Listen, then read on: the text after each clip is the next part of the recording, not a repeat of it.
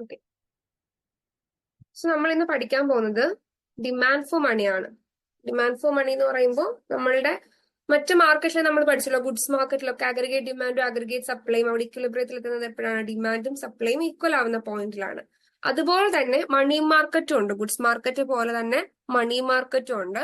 ഇവിടെയും ഈ പറയുന്ന ഡിമാൻഡ് ഫോർ മണിയും സപ്ലൈ ഓഫ് മണിയും ഉണ്ട്. അതായത് എത്രമാത്രം ക്വാണ്ടിറ്റി ഓഫ് മണി ഇക്കോണമിയിൽ സപ്ലൈ ചെയ്യുന്നുണ്ട്, എത്രമാത്രം ക്വാണ്ടിറ്റി ഓഫ് മണി ഇക്കോണമിയിൽ നിന്ന് ഡിമാൻഡ് ചെയ്യുന്നുണ്ട്. ഈ രണ്ട് കാര്യങ്ങൾ എവിടെ ഉണ്ട്? മണി മാർക്കറ്റിലുണ്ട്. അപ്പൊ നമുക്ക് ആദ്യം പണം എന്താണെന്ന് നോക്കി പഠിക്കാം. സോ പ്രൊഫസർ എ വോക്കറിന്റെ ഡെഫിനിഷൻ നോക്കുകയാണെങ്കിൽ money is that money does. പണം എന്താണോ ചെയ്യുന്നത് അതാണ് പണം. അതായത് ഇന്ന ഡെഫിനിഷൻ കൊടുക്കാൻ പറ്റില്ല. അതെന്താണ്? സ്റ്റോർ ഓഫ് വാല്യൂ ആണ്, നമ്മളുടെ മൂല്യം സൂക്ഷിക്കുന്ന സാധനമാണ്. മീഡിയം ഓഫ് എക്സ്ചേഞ്ച് ആണ്. ഒരു സാധനം വാങ്ങണോ വിൽക്കുകയോ ചെയ്യണമെങ്കിൽ അത് മീഡിയം മാധ്യമമായിട്ട് പ്രവർത്തിക്കുന്ന എന്താണ്? പണമാണ്. പിന്നെ മെഷർ ഓഫ് വാല്യൂ ആണ്. നമ്മൾ മൂല്യം അളക്കുന്നത്, ഒരു സാധനത്തിന്റെ മൂല്യം അളക്കുന്ന ഏത് അളവുകോലിലാണ്? പണത്തിന്റെ അളവുകോലിലാണ്. സോ ഇങ്ങനെ എന്തൊക്കെ ഫങ്ഷൻസ് പണം പ്രവർത്തിക്കുന്നുണ്ട്, whatever functions money has എങ്കിൽ money does, that is what money is. എന്തൊക്കെ ഫങ്ഷൻസ് ഉണ്ടോ പണത്തിന് അതാണ് പണം അല്ലെങ്കിൽ മണി എന്നാണ് ആര് പറയുന്നത്? Professor A Walker. Money is that money does. ഇനി അതിന്റെ പ്രൈമറി ഫങ്ഷൻസ് എന്തൊക്കെയാണെന്ന് നോക്കാം. ഒന്നാമത്തെ ഫംഗ്ഷൻ എന്താണ്? മീഡിയം ഓഫ് എക്സ്ചേഞ്ച് ആണ്. മീഡിയം ഓഫ് എക്സ്ചേഞ്ച് എന്താണെന്ന് നമുക്കറിയാം അല്ലേ? ഒരു സാധനം വാങ്ങുകയോ വിൽക്കുകയോ, നമ്മൾ മാർക്കറ്റിൽ പോവുകയാണെങ്കിൽ നമ്മൾ എന്താ ചെയ്യുക? പണം കൊടുക്കും. അതൊരു സാധനം വാങ്ങുകയോ വിൽക്കുകയോ ഒക്കെ വേണമെങ്കിൽ മീഡിയം ആയിട്ട്, അതിന്റെ മാധ്യമമായിട്ട് നമ്മൾ ഉപയോഗിക്കുന്നത് എന്താണ്? പണത്തിനെയാണ്. So money serves as a medium of exchange and facilitates the buying and selling of goods, thereby eliminating the need for double coincidence of wants as under barter. നേരത്തെ നമുക്കറിയാം എന്താ ഉണ്ടായിരുന്നത്? ബാർട്ടർ സിസ്റ്റം ആയിരുന്നു. ബാർട്ടർ സിസ്റ്റത്തിന്റെ പ്രശ്നം എന്തായിരുന്നു? ഒരേ മൂല്യമുള്ള സാധനം ആയിരിക്കില്ല കൊടുക്കുന്നത് ഇല്ലേ? ചിലപ്പോ ഒരു വലിയ ചക്ക കൊടുത്തിട്ട് രണ്ട് കുഞ്ഞു മാങ്ങ ആയിരിക്കും വാങ്ങുന്നത്. ഒരേ മൂല്യം ആവത്തില്ല, പിന്നെ കോയിൻസിഡൻസ് വരാം. അങ്ങനെ ഒരുപാട് പ്രശ്നങ്ങൾ ബാർട്ടർ സിസ്റ്റത്തിൽ ഉണ്ടായിരുന്നു. പക്ഷേ പണത്തിന്റെ കാര്യമായപ്പോ എന്താണ്? കൃത്യം മൂല്യത്തിനുള്ള സാധനം നമുക്ക് കിട്ടാൻ തുടങ്ങി. ചക്കയ്ക്ക് 50 രൂപയാണെങ്കിൽ 50 രൂപയും, രണ്ട് മാങ്ങയ്ക്ക് 20 രൂപയാണെങ്കിൽ 20 രൂപയും നമുക്ക് കിട്ടാൻ തുടങ്ങി. സോ അങ്ങനത്തെ ഒരു പ്രശ്നം എന്ത് ചെയ്തു? ഈ മീഡിയം ഓഫ് എക്സ്ചേഞ്ച് ആയിട്ട് പണം പ്രവർത്തിച്ചു തുടങ്ങിയപ്പോഴേക്കും അങ്ങനെ ഒരു കോയിൻസിഡൻസിന്റെ പ്രശ്നമോ അല്ലെങ്കിൽ വാല്യൂവിന്റെ പ്രശ്നമൊക്കെ അവോയ്ഡ് ചെയ്യേണ്ടി വന്നു. രണ്ടാമത്തെ എന്താണ്? Measure of value. നമ്മളുടെ ഈ പറയുന്നത് പോലെ തന്നെ ഒരു കോമൺ മെഷർ ഓഫ് വാല്യൂ ആണ് പണം ഇല്ലേ? എല്ലാ കാര്യങ്ങളും നമുക്ക് എന്ത് ചെയ്യാം? ഈ അളവുകോലിൽ അളക്കാൻ പറ്റും. ഏതൊരു സാധനം ആയാലും, ഏതൊരു കമോഡിറ്റി ആയാലും സർവീസ് ആയാലും അതിന് നമുക്ക് മെഷർ ചെയ്യാൻ പറ്റും പണത്തിന്റെ ടേംസിൽ. അല്ലാത്ത രീതിയിൽ നമുക്ക് മെഷർ ചെയ്യാൻ പറ്റുമോ? സോറി, അല്ലാത്ത രീതിയിൽ നമുക്ക് മെഷർ ചെയ്യാൻ പറ്റില്ല. ഇപ്പൊ സപ്പോസ് 1 ലിറ്റർ വെള്ളവും 2 ഡയമണ്ടും, രണ്ടിന്റെ വാല്യൂ ഡിഫറെന്റ് അല്ലേ? പക്ഷെ പണത്തിന്റെ ടേമിൽ നമുക്ക് ഈ വാല്യൂ എന്ത് ചെയ്യാൻ പറ്റും? മെഷർ ചെയ്യാൻ പറ്റും. ഇതാണ് പണത്തിന്റെ സെക്കൻഡ് ആയിട്ടുള്ള പ്രൈമറി ഫംഗ്ഷൻ എന്ന് പറയുന്നത്, മെഷർ ഓഫ് വാല്യൂ. ഈ പറയുന്നതൊക്കെ പണത്തിന്റെ പ്രൈമറി ഫംഗ്ഷൻസിൽ വരുന്നതാണ്. Medium of exchange, measure of value. ഇനി ഇതെന്താണ്? ഒരു യൂണിറ്റ് ഓഫ് അക്കൗണ്ടും കൂടിയാണ് മണി അല്ലേ? ഇപ്പൊ ഇന്ത്യയിലാണെങ്കിൽ നമ്മുടെ യൂണിറ്റ് ഓഫ് അക്കൗണ്ട് എന്താണ്? റുപ്പിയാണ്. USA ഡോളറും, പണ്ടത്തെ US റൂബിളും, ജപ്പാനിൽ യെന്നും, അങ്ങനെ ഒരു യൂണിറ്റ് ഓഫ് അക്കൗണ്ട് ആയിട്ട് നമുക്ക് പണത്തിനെ കണക്കാക്കാൻ പറ്റും. പിന്നീട് എന്താണ്? Store of value. Store of value എന്ന് വെച്ചാൽ എന്താണ്? വാല്യൂ സ്റ്റോർ ചെയ്യാൻ പറ്റും. ഇപ്പൊ ഇന്ന് ഞാൻ ഒരു 1000 രൂപ സേവ് ചെയ്യാണ്, എന്റെ പേഴ്സിൽ വെക്കുകയാണ്. ഇപ്പൊ നോർമലി എന്തൊരു 5 വർഷം കഴിയുമ്പോഴും എന്താണ്? 1000 രൂപ ഡിമോണിറ്റൈസേഷൻ വന്നില്ലെങ്കിൽ ആ 1000 രൂപ എന്താണ്? എന്റെ കയ്യിൽ ഉണ്ട്. എന്താണ്? 1000 രൂപയുടെ വാല്യൂ എന്റെ കയ്യിൽ നിൽക്കും. സോ ഒരു സ്റ്റോർ ഓഫ് വാല്യൂ ആണ്. വാല്യൂ സ്റ്റോർ ചെയ്ത് വെക്കാൻ പറ്റുന്ന ഒരു സാധനമായിട്ട് നമുക്ക് പണത്തിനെ കണക്കാക്കാം. സോ നമുക്ക് എന്താണ്? ഇപ്പം അൺഫോർസീൻ സർക്കംസ്റ്റൻസസ് ഇല്ലേ? എന്തെങ്കിലും ആകസ്മികമായിട്ടൊക്കെ ആപത്തുകൾ വരികയോ അങ്ങനെ എന്തെങ്കിലുമൊക്കെ വരുമ്പോൾ നമുക്ക് ഈ പണം സൂക്ഷിച്ചു വെച്ചാൽ നമുക്കത് എന്ത് ചെയ്യാൻ പറ്റും? സ്റ്റോർ ചെയ്ത് വെച്ചാൽ നമുക്കത് ഉപയോഗിക്കാൻ പറ്റും. സോ അതൊരു സ്റ്റോർ ഓഫ് വാല്യൂ ആയിട്ട് പറയാൻ പറ്റും. ഇനി വേറൊരു കാര്യം ശ്രദ്ധിക്കാനുള്ളതെന്ന് വെച്ചാൽ ഈ 3 ഫംഗ്ഷൻസിലും ആദ്യത്തെ 2 ഫംഗ്ഷൻസ്, മീഡിയം ഓഫ് എക്സ്ചേഞ്ചും മെഷർ ഓഫ് വാല്യൂവും ക്ലാസിക്കൽസ് ഐഡന്റിഫൈ ചെയ്തിരുന്നു. അവരുടെ അഭിപ്രായത്തിൽ പണത്തിന്റെ മേജർ ഫംഗ്ഷൻ എന്താണ്? It was a medium of exchange.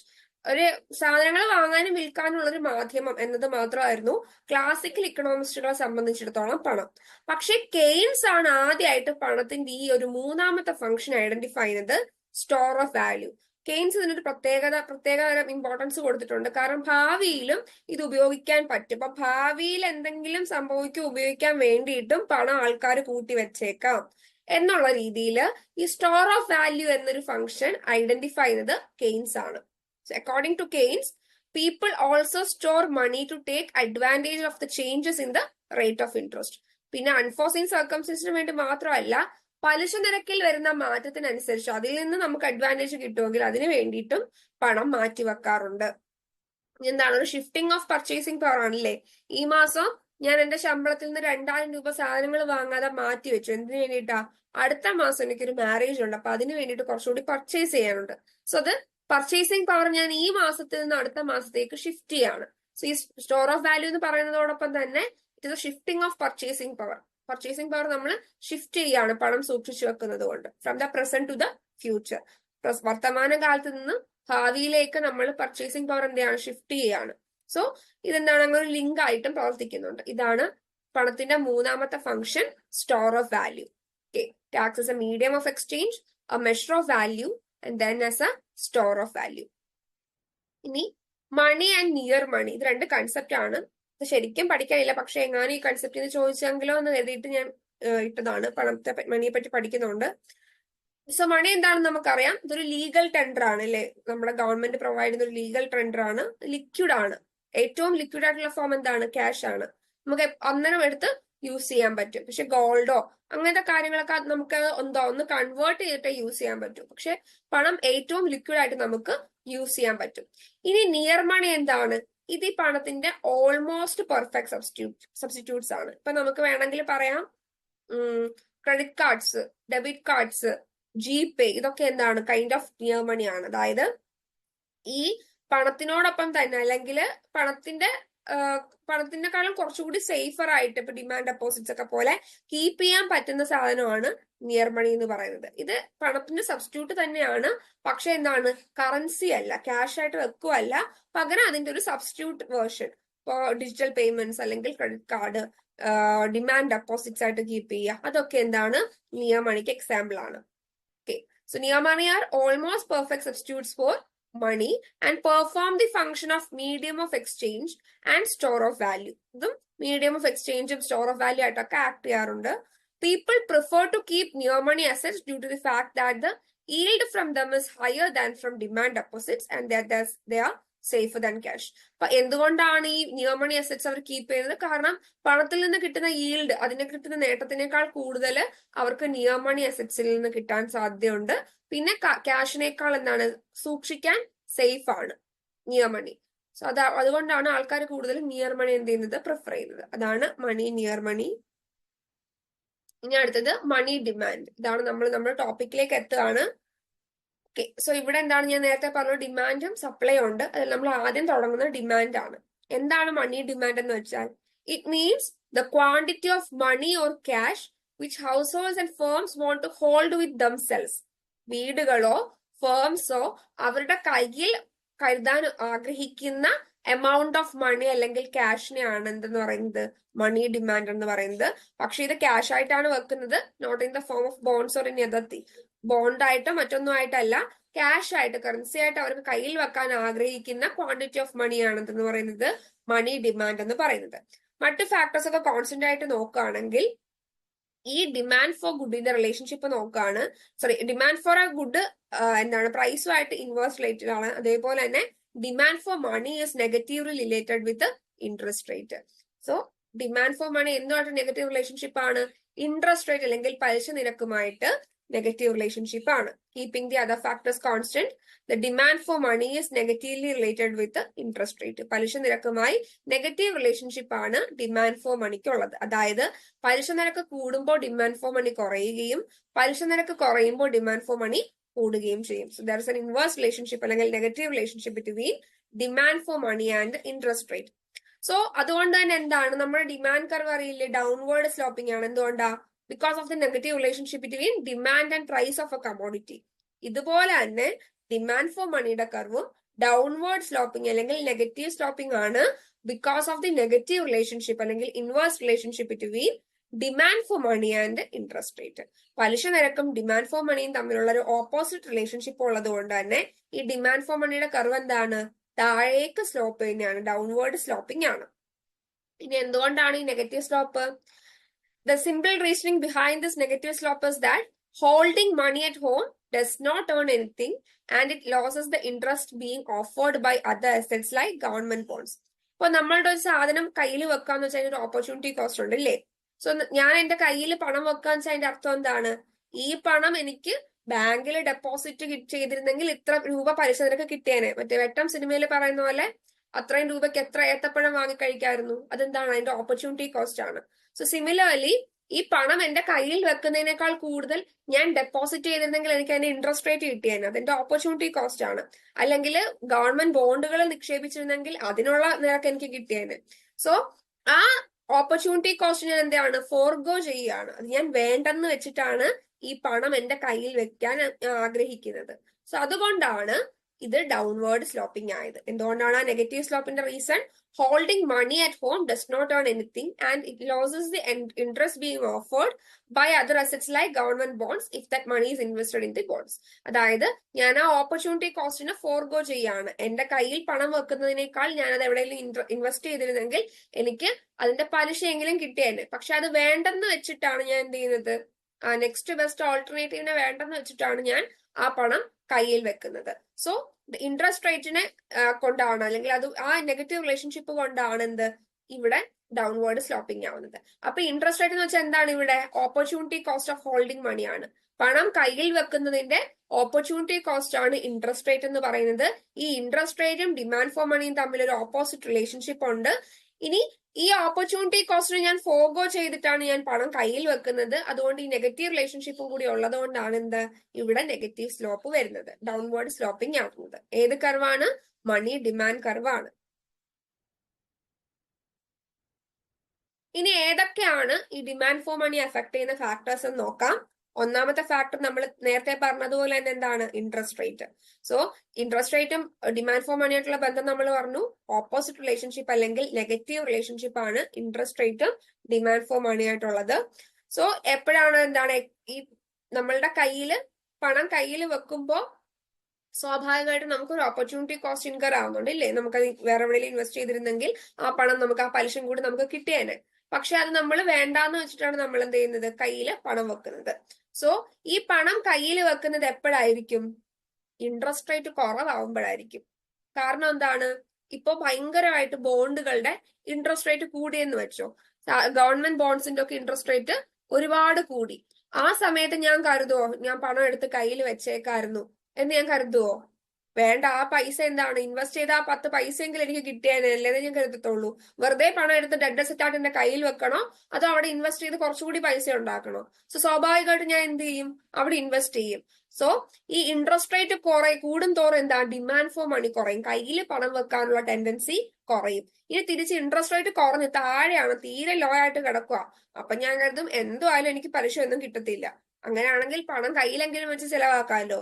അതുകൊണ്ട് ഞാൻ എന്ത് ചെയ്യും? ഇൻട്രസ്റ്റ് റേറ്റ് കുറഞ്ഞാല് ഈ പണം എടുത്ത് കയ്യിൽ വെക്കും. സോ ഇൻട്രസ്റ്റ് റേറ്റ് കുറയുമ്പോൾ ഡിമാൻഡ് ഫോർ മണി കൂടുകയും ഇൻട്രസ്റ്റ് റേറ്റ് കൂടുമ്പോൾ ഡിമാൻഡ് ഫോർ മണി കുറയുകയും ചെയ്യും. ഇത് തമ്മിലൊരു ഓപ്പോസിറ്റ് റിലേഷൻഷിപ്പ് ആണ്. ഈ ബന്ധം എപ്പോഴും ഒന്ന് ഓർത്ത് വെക്കണം. കാരണം നിങ്ങൾക്ക് ഫ്യൂച്ചർ ക്ലാസ്സിലൊക്കെ ഇത് ഹെൽപ്ഫുൾ ആയിരിക്കും. There is an opposite and inverse relationship between interest rate and demand for money. അത് എന്തുകൊണ്ടാണ്? അത് ഓപ്പർച്യൂണിറ്റി കോസ്റ്റ് ആണ്. നമ്മൾക്ക് കിട്ടേണ്ടിയിരുന്ന പണം കയ്യിൽ വെക്കാതെ എവിടെങ്കിലും ഡെപ്പോസിറ്റ് ചെയ്തിരുന്നെങ്കിൽ നമുക്ക് കിട്ടേണ്ടിയിരുന്ന എന്താ റിട്ടേൺ ആണ് ഇൻട്രസ്റ്റ് റേറ്റ് എന്ന് പറയുന്നത്. അതുകൊണ്ട് തന്നെ ഹയർ ഇൻട്രസ്റ്റ് റേറ്റിൽ ഒരിക്കലും ആരും കയ്യിൽ പണം വെക്കില്ല. അവരെന്ത് ചെയ്യും? ഡെപ്പോസിറ്റ് ചെയ്യാനേ നോക്കുള്ളൂ. തിരിച്ച് ലോവർ ഇൻട്രസ്റ്റ് റേറ്റിലാണെങ്കിലോ എല്ലാവരും പണം വിഡ്രോ ചെയ്യാനേ നോക്കത്തുള്ളൂ. സോ ഇത് തമ്മിലൊരു ഓപ്പോസിറ്റ് റിലേഷൻഷിപ്പ് ആണ് ഉള്ളത്. രണ്ടാമത്തെ ഫാക്ടർ എന്താണ് മണി ഡിമാൻഡിനെ എഫക്ട് ചെയ്യുന്നത്? It is the price level. എന്താണ് പ്രൈസ് ലെവലും ഇതുമായിട്ടുള്ള ബന്ധം? When prices rise, people require more currency to carry out transactions, leading to a great desire to hold on to money. അല്ലേ? വില കൂടുകയാണ്. ഇപ്പൊ എല്ലാ മാസവും ഞാൻ 1000 രൂപ എന്റെ കയ്യിൽ വെക്കാറുള്ളൂ വീട്ടു ചെലവിന് വേണ്ടിയിട്ട്. അപ്പം സാധനങ്ങളുടെ വില കുത്തനെ ഉയർന്നു. അപ്പൊ ഞാൻ എന്ത് ചെയ്യും? ബാങ്കിൽ കിടക്കുന്ന ഒരു 2000 രൂപയും കൂടി എടുത്ത് കയ്യിൽ വെക്കും സാധനങ്ങൾ വാങ്ങാൻ വേണ്ടിയിട്ട്. കാരണം ഈ 1000 രൂപ കൊണ്ട് സാധനങ്ങൾ വാങ്ങി തീരുന്നില്ല. ബിക്കോസ് പർച്ചേസിംഗ് പവർ കുറഞ്ഞല്ലോ. അതുകൊണ്ട് പ്രൈസ് കൂടുമ്പോൾ, വില കൂടുമ്പോൾ സ്വാഭാവികമായിട്ടും ആൾക്കാർ എന്ത് ചെയ്യും, കൂടുതൽ പണം എടുത്ത് കയ്യിൽ വെക്കും. സോ പ്രൈസ് ലെവലും ഡിമാൻഡ് ഫോർ മണിയും തമ്മിലൊരു പോസിറ്റീവ് റിലേഷൻഷിപ്പ് ആയിരിക്കും ഉള്ളത്. As a price level rises, demand for money also rises. ഇനി മൂന്നാമത്തെ എന്താണ്, ഇൻകം അല്ലെങ്കിൽ GDP.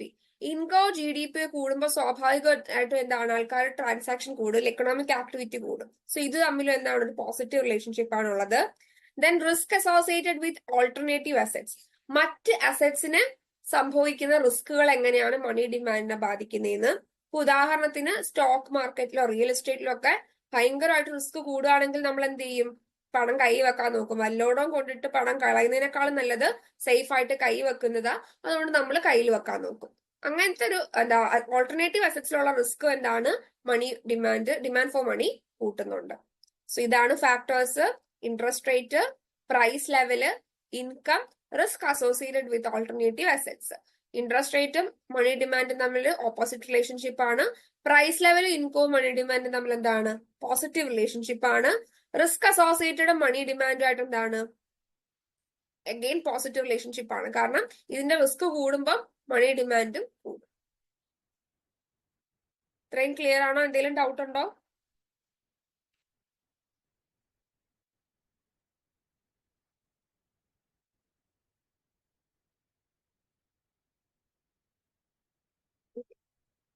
സോ നമുക്ക് ഇനി മണി ഡിമാൻഡ് തിയറീസിലേക്ക് പോകാം.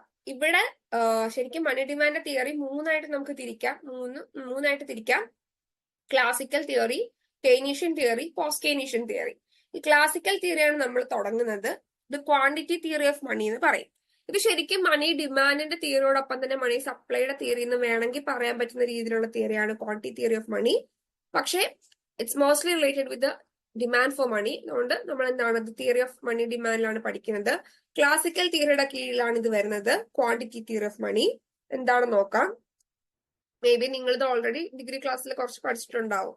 ഓക്കെ, സോ ആദ്യം ഇർവിംഗ് ഫിഷർ എന്ന് പറയുന്ന ഒരു അമേരിക്കൻ ഇക്കണോമിസ്റ്റ് ആണ് ആദ്യമായിട്ട് ക്യാഷ് ട്രാൻസാക്ഷൻ അപ്രോച്ച് കൊണ്ടുവരുന്നത്. ഇങ്ങോട്ട് ക്വാണ്ടിറ്റി തിയറി ഓഫ് മണിയിൽ ഒരു ക്യാഷ് ട്രാൻസാക്ഷൻ അപ്രോച്ച് കൊണ്ടുവരുന്നത് ഇർവിംഗ് ഫിഷർ എന്ന് പറയുന്ന ഒരു അമേരിക്കൻ ഇക്കണോമിസ്റ്റ് ആണ്. അദ്ദേഹം തന്റെ ബുക്കായ പർച്ചേസിംഗ് പവർ ഓഫ് മണി, ഈ ബുക്സിന്റെ പേര് ഇയർ ഒന്ന് നോക്കി വെക്കണം. CUETക്ക് ഞാൻ അങ്ങനെ കണ്ടിട്ടില്ല, പക്ഷെ നെറ്റ് എക്സാംസിനൊക്കെ പൊതുവെ ഇക്കണോമിസ്റ്റുകളുടെ ബുക്കൊക്കെ ചോദിക്കാറുണ്ട്. അപ്പം നിങ്ങൾ ഒന്ന് വലുതായിട്ട് നോക്കിയില്ലെങ്കിലും ഇങ്ങനെ നോട്ട്സിന്റെ ഇടയിലൊക്കെ വരുമ്പോ ഒന്ന് നോട്ട് ചെയ്ത് വെച്ചേക്കണേ. സോ അദ്ദേഹത്തിന്റെ ബുക്കാണ് പർച്ചേസിംഗ് പവർ ഓഫ് മണി. വർഷം ഏതാണ്? 1911, 1911. ആ ബുക്കിലാണ് അദ്ദേഹം പറയുന്നത്, value of money in a given period of time depends upon the quantity of money in circulation in the economy. അതായത് ഒരു സമയത്തെ പണത്തിന്റെ മൂല്യം എന്തിനെ ഡിപ്പെൻഡ് ചെയ്തിരിക്കുന്നു? അതേ സമയത്ത് ഇക്കോണമിയിലെ പണത്തിന്റെ സർക്കുലേഷൻ എത്രത്തോളം ഉണ്ട് അതിനനുസരിച്ചാണ് ആ സമയത്തെ പണത്തിന്റെ മൂല്യം ഇരിക്കുന്നതെന്ന് ആര് പറഞ്ഞു? ഫിഷർ തന്റെ പർച്ചേസിംഗ് പവർ ഓഫ് മണി എന്ന ബുക്കില് 1911, വർഷം നോക്കുക, 1911 അദ്ദേഹം ഇത് പറഞ്ഞു. സോ അദ്ദേഹം പറയുന്നതാണ് quantity of money determines the general price level and the value of money. അതുകൊണ്ട് അദ്ദേഹം പറയുന്നു ക്വാണ്ടിറ്റി ഓഫ് മണി, ഇക്കോണമിയിൽ എത്രമാത്രം പണത്തിന്റെ അളവുണ്ട്, ക്വാണ്ടിറ്റി ഓഫ് മണി ഉണ്ട്, അതാണ് എന്തിനെ തീരുമാനിക്കുന്നത്? ആ ഇക്കോണമിയിലെ വിലയെ, ജനറൽ പ്രൈസ് ലെവലിനെയും അതുപോലെ തന്നെ വാല്യൂവിനെയും, പണത്തിന്റെ മൂല്യത്തെയും കൺട്രോൾ ചെയ്യുന്നത് അല്ലെങ്കിൽ ഡിറ്റർമിൻ ചെയ്യുന്നത് ആരാണ്? Quantity of money in an economy. Quantity of money determines the general price level and value of economy എന്ന് അദ്ദേഹം പറഞ്ഞു. വാല്യൂ ഓഫ് മണി എന്ന് അദ്ദേഹം പറഞ്ഞു. അതുകൊണ്ട് തന്നെ any change in the quantity of money, so quantity of മണിയാണ് ആരെ തീരുമാനിക്കുന്നത്? പ്രൈസ് ലെവലിനെയും തീരുമാനിക്കുന്നത്, വാല്യൂ ഓഫ് മണിയും തീരുമാനിക്കുന്നത്. അതുകൊണ്ട് തന്നെ ഈ ക്വാണ്ടിറ്റി ഓഫ് മണിയിൽ അല്ലെങ്കിൽ മണി സപ്ലൈയിൽ എന്തെങ്കിലും ഒരു വ്യത്യാസം വന്നാൽ അത് ആരെയും ബാധിക്കും? directly affects the general price level and the value of money. So ഇത് ആരെയും ബാധിക്കും? പ്രൈസ് ലെവലിനെയും ബാധിക്കും, വാല്യൂ ഓഫ് മണിയും ബാധിക്കും. ഓക്കെ, ഇതുകൊണ്ടാണ് ഈ ഒരു തിയറിയാണ് ശരിക്കും ഇൻഫ്ലേഷന്റെ റീസൺ നമുക്ക് പറഞ്ഞു തരുന്നത്. ഇൻഫ്ലേഷൻ നമുക്കറിയാലോ, ഇൻഫ്ലേഷൻ എന്ന് വെച്ചാൽ എന്താണ്? Rise in the general level of prices ആണ്. പ്രൈസസ് കൂടുകയാണ് ചെയ്യുന്നത്. അതേസമയം എന്താണ്? It is increase in the money supply, അല്ലെ? മണി സപ്ലൈയും കൂടുകയാണ്, പ്രൈസ് ലെവലും കൂടുകയാണ്. സോ ഈ തിയറി പ്രകാരം ഒന്ന് ചിന്തിച്ചു നോക്കെ, ഇക്കോണമിയിൽ മണി സപ്ലൈ കൂടുകയാണ്. ഇക്കോണമിയിൽ മണി സപ്ലൈ കൂടുമ്പോൾ അല്ലെങ്കിൽ ക്വാണ്ടിറ്റി ഓഫ് മണി കൂടുമ്പോൾ അത് ആരെ ബാധിക്കുന്നുണ്ട്? പ്രൈസ് ലെവലിനെ ബാധിക്കുന്നുണ്ട്. ഡയറക്ട്ലി ബാധിക്കുന്ന ആരെയാണ്? പ്രൈസ് ലെവലിനെയാണ്. സോ മണി സപ്ലൈ കൂടുമ്പോ എന്ത് ചെയ്യും? ഇവിടെ വിലയും കൂടും. വില കൂടുമ്പോ വേറെന്ത് സംഭവിക്കും? പണത്തിന്റെ മൂല്യം കുറഞ്ഞു തുടങ്ങും ഇല്ലേ? 1000 രൂപയ്ക്ക് 10 സാധനം വാങ്ങാൻ പറ്റുമെങ്കിൽ ഇപ്പൊ 1000 രൂപയ്ക്ക് 5 സാധനമേ വാങ്ങാൻ പറ്റൂ. Which means value of money is lesser now. So value of money എന്ത് ചെയ്യും? കുറഞ്ഞു തുടങ്ങും.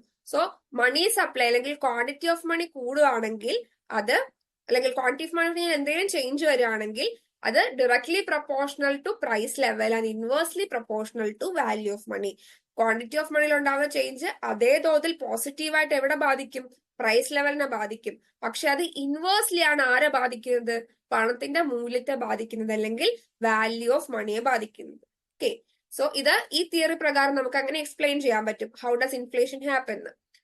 So any change in the money supply directly affects the general price level and the value of money inversely in the same proportion.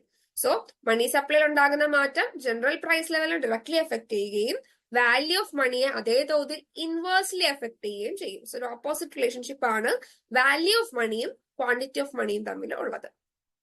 ഇനി ഫിഷറിന്റെ വാക്കുകൾ എങ്ങനെയാണ് അദ്ദേഹം പറഞ്ഞു വെച്ചേക്കുന്നതെന്ന് നോക്കാം. In fishers words, other things remaining unchanged, as the quantity of money in circulation increases, the price level also increases in direct proportion and the value of money decreases and vice versa. ബാക്കി എല്ലാ കാര്യങ്ങളും constant ആയിട്ട് നിൽക്കുമ്പോൾ quantity of money in circulation കൂടുമ്പോൾ price level കൂടുകയും value of money അല്ലെങ്കിൽ പണത്തിന്റെ മൂല്യം കുറയുകയും ചെയ്യും. സോ എക്സാമ്പിൾ നോക്കേ, if the quantity of money in circulation is doubled, other things being equal, the general price level will be doubled and the value of money is halved. എന്ന് വെച്ചാൽ എന്താണ്? നമ്മളുടെ കയ്യിലുള്ള ഇക്കോണമിയിലുള്ള പണം ഇരട്ടിയായെന്ന് വെച്ചാൽ എന്താണ്? വിലയും ഇരട്ടിയാവും. വില ഇരട്ടിയായാൽ എന്താണ് എന്റെ അർത്ഥം? പണത്തിന്റെ മൂല്യം പകുതിയാകും. പണ്ട് പറയില്ലേ, ഒരു പവൻ സ്വർണത്തിന് 100 രൂപയായിരുന്നു, ഇപ്പം 65,000 രൂപ കൊടുക്കണം എന്ന്. സെയിം ആണെന്ന്. 100 രൂപയ്ക്ക് ഒരു പവൻ സ്വർണം കൊടുക്കണം കിട്ടുമെങ്കിൽ ഇന്ന് 65,000 രൂപ കൊടുക്കണം ഒരു പവൻ സ്വർണത്തിന്. വിച്ച് മീൻസ് എന്താണ്? പണത്തിന്റെ മൂല്യം കുറഞ്ഞു വരികയാണ്. ഓക്കെ, സോ ഇനി തിരിച്ചാണെങ്കിലോ, ക്വാണ്ടിറ്റി ഓഫ് മണി പകുതിയായി, അല്ലെങ്കിൽ ഇക്കോണമിയിലെ മണി സപ്ലൈ പകുതിയായാൽ പ്രൈസ് ലെവൽ എന്താകും? പകുതിയാവും, താഴും. പകരം പണത്തിന്റെ മൂല്യം ഇരട്ടിയാകും. Value of money is doubled. കാരണം ഇത് തമ്മിൽ ഇൻവേഴ്സ് റിലേഷൻഷിപ്പും മറ്റേത് രണ്ടും തമ്മിൽ പോസിറ്റീവ് റിലേഷൻഷിപ്പും ആണ്. ഓക്കെ, ഇനി ഫിഷേഴ്സിന്റെ ക്യാഷ് ട്രാൻസാക്ഷൻ വേർഷനിൽ general price level in a country is determined by the supply of and demand for money. So എങ്ങനെയാണ് പ്രൈസ് ലെവൽ ഡിറ്റർമിൻ ചെയ്യുന്നത്? നമ്മൾ നേരത്തെ പറഞ്ഞു ഇല്ലേ, quantity of money. Similarly Fisher പറയുന്നത് ഒരു രാജ്യത്തിന്റെ ജനറൽ പ്രൈസ് ലെവൽ, ഇക്കോണമിയുടെ ജനറൽ പ്രൈസ് ലെവൽ, വില നിർണ്ണയിക്കുന്നത് ആരാണ്? പണത്തിന്റെ ഡിമാൻഡും സപ്ലൈയും ആണ്.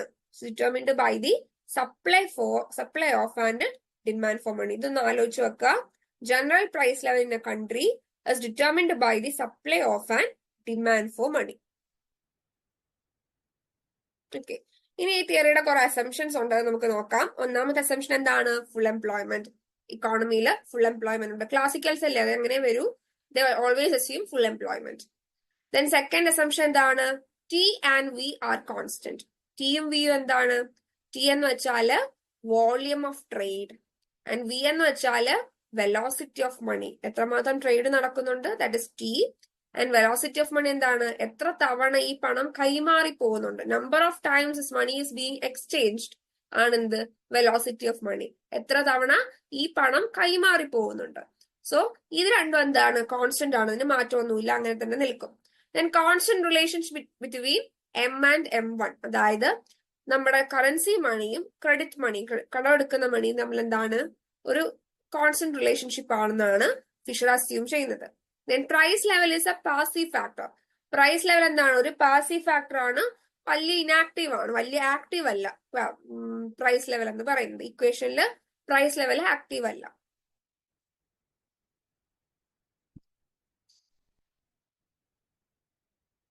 സോറി.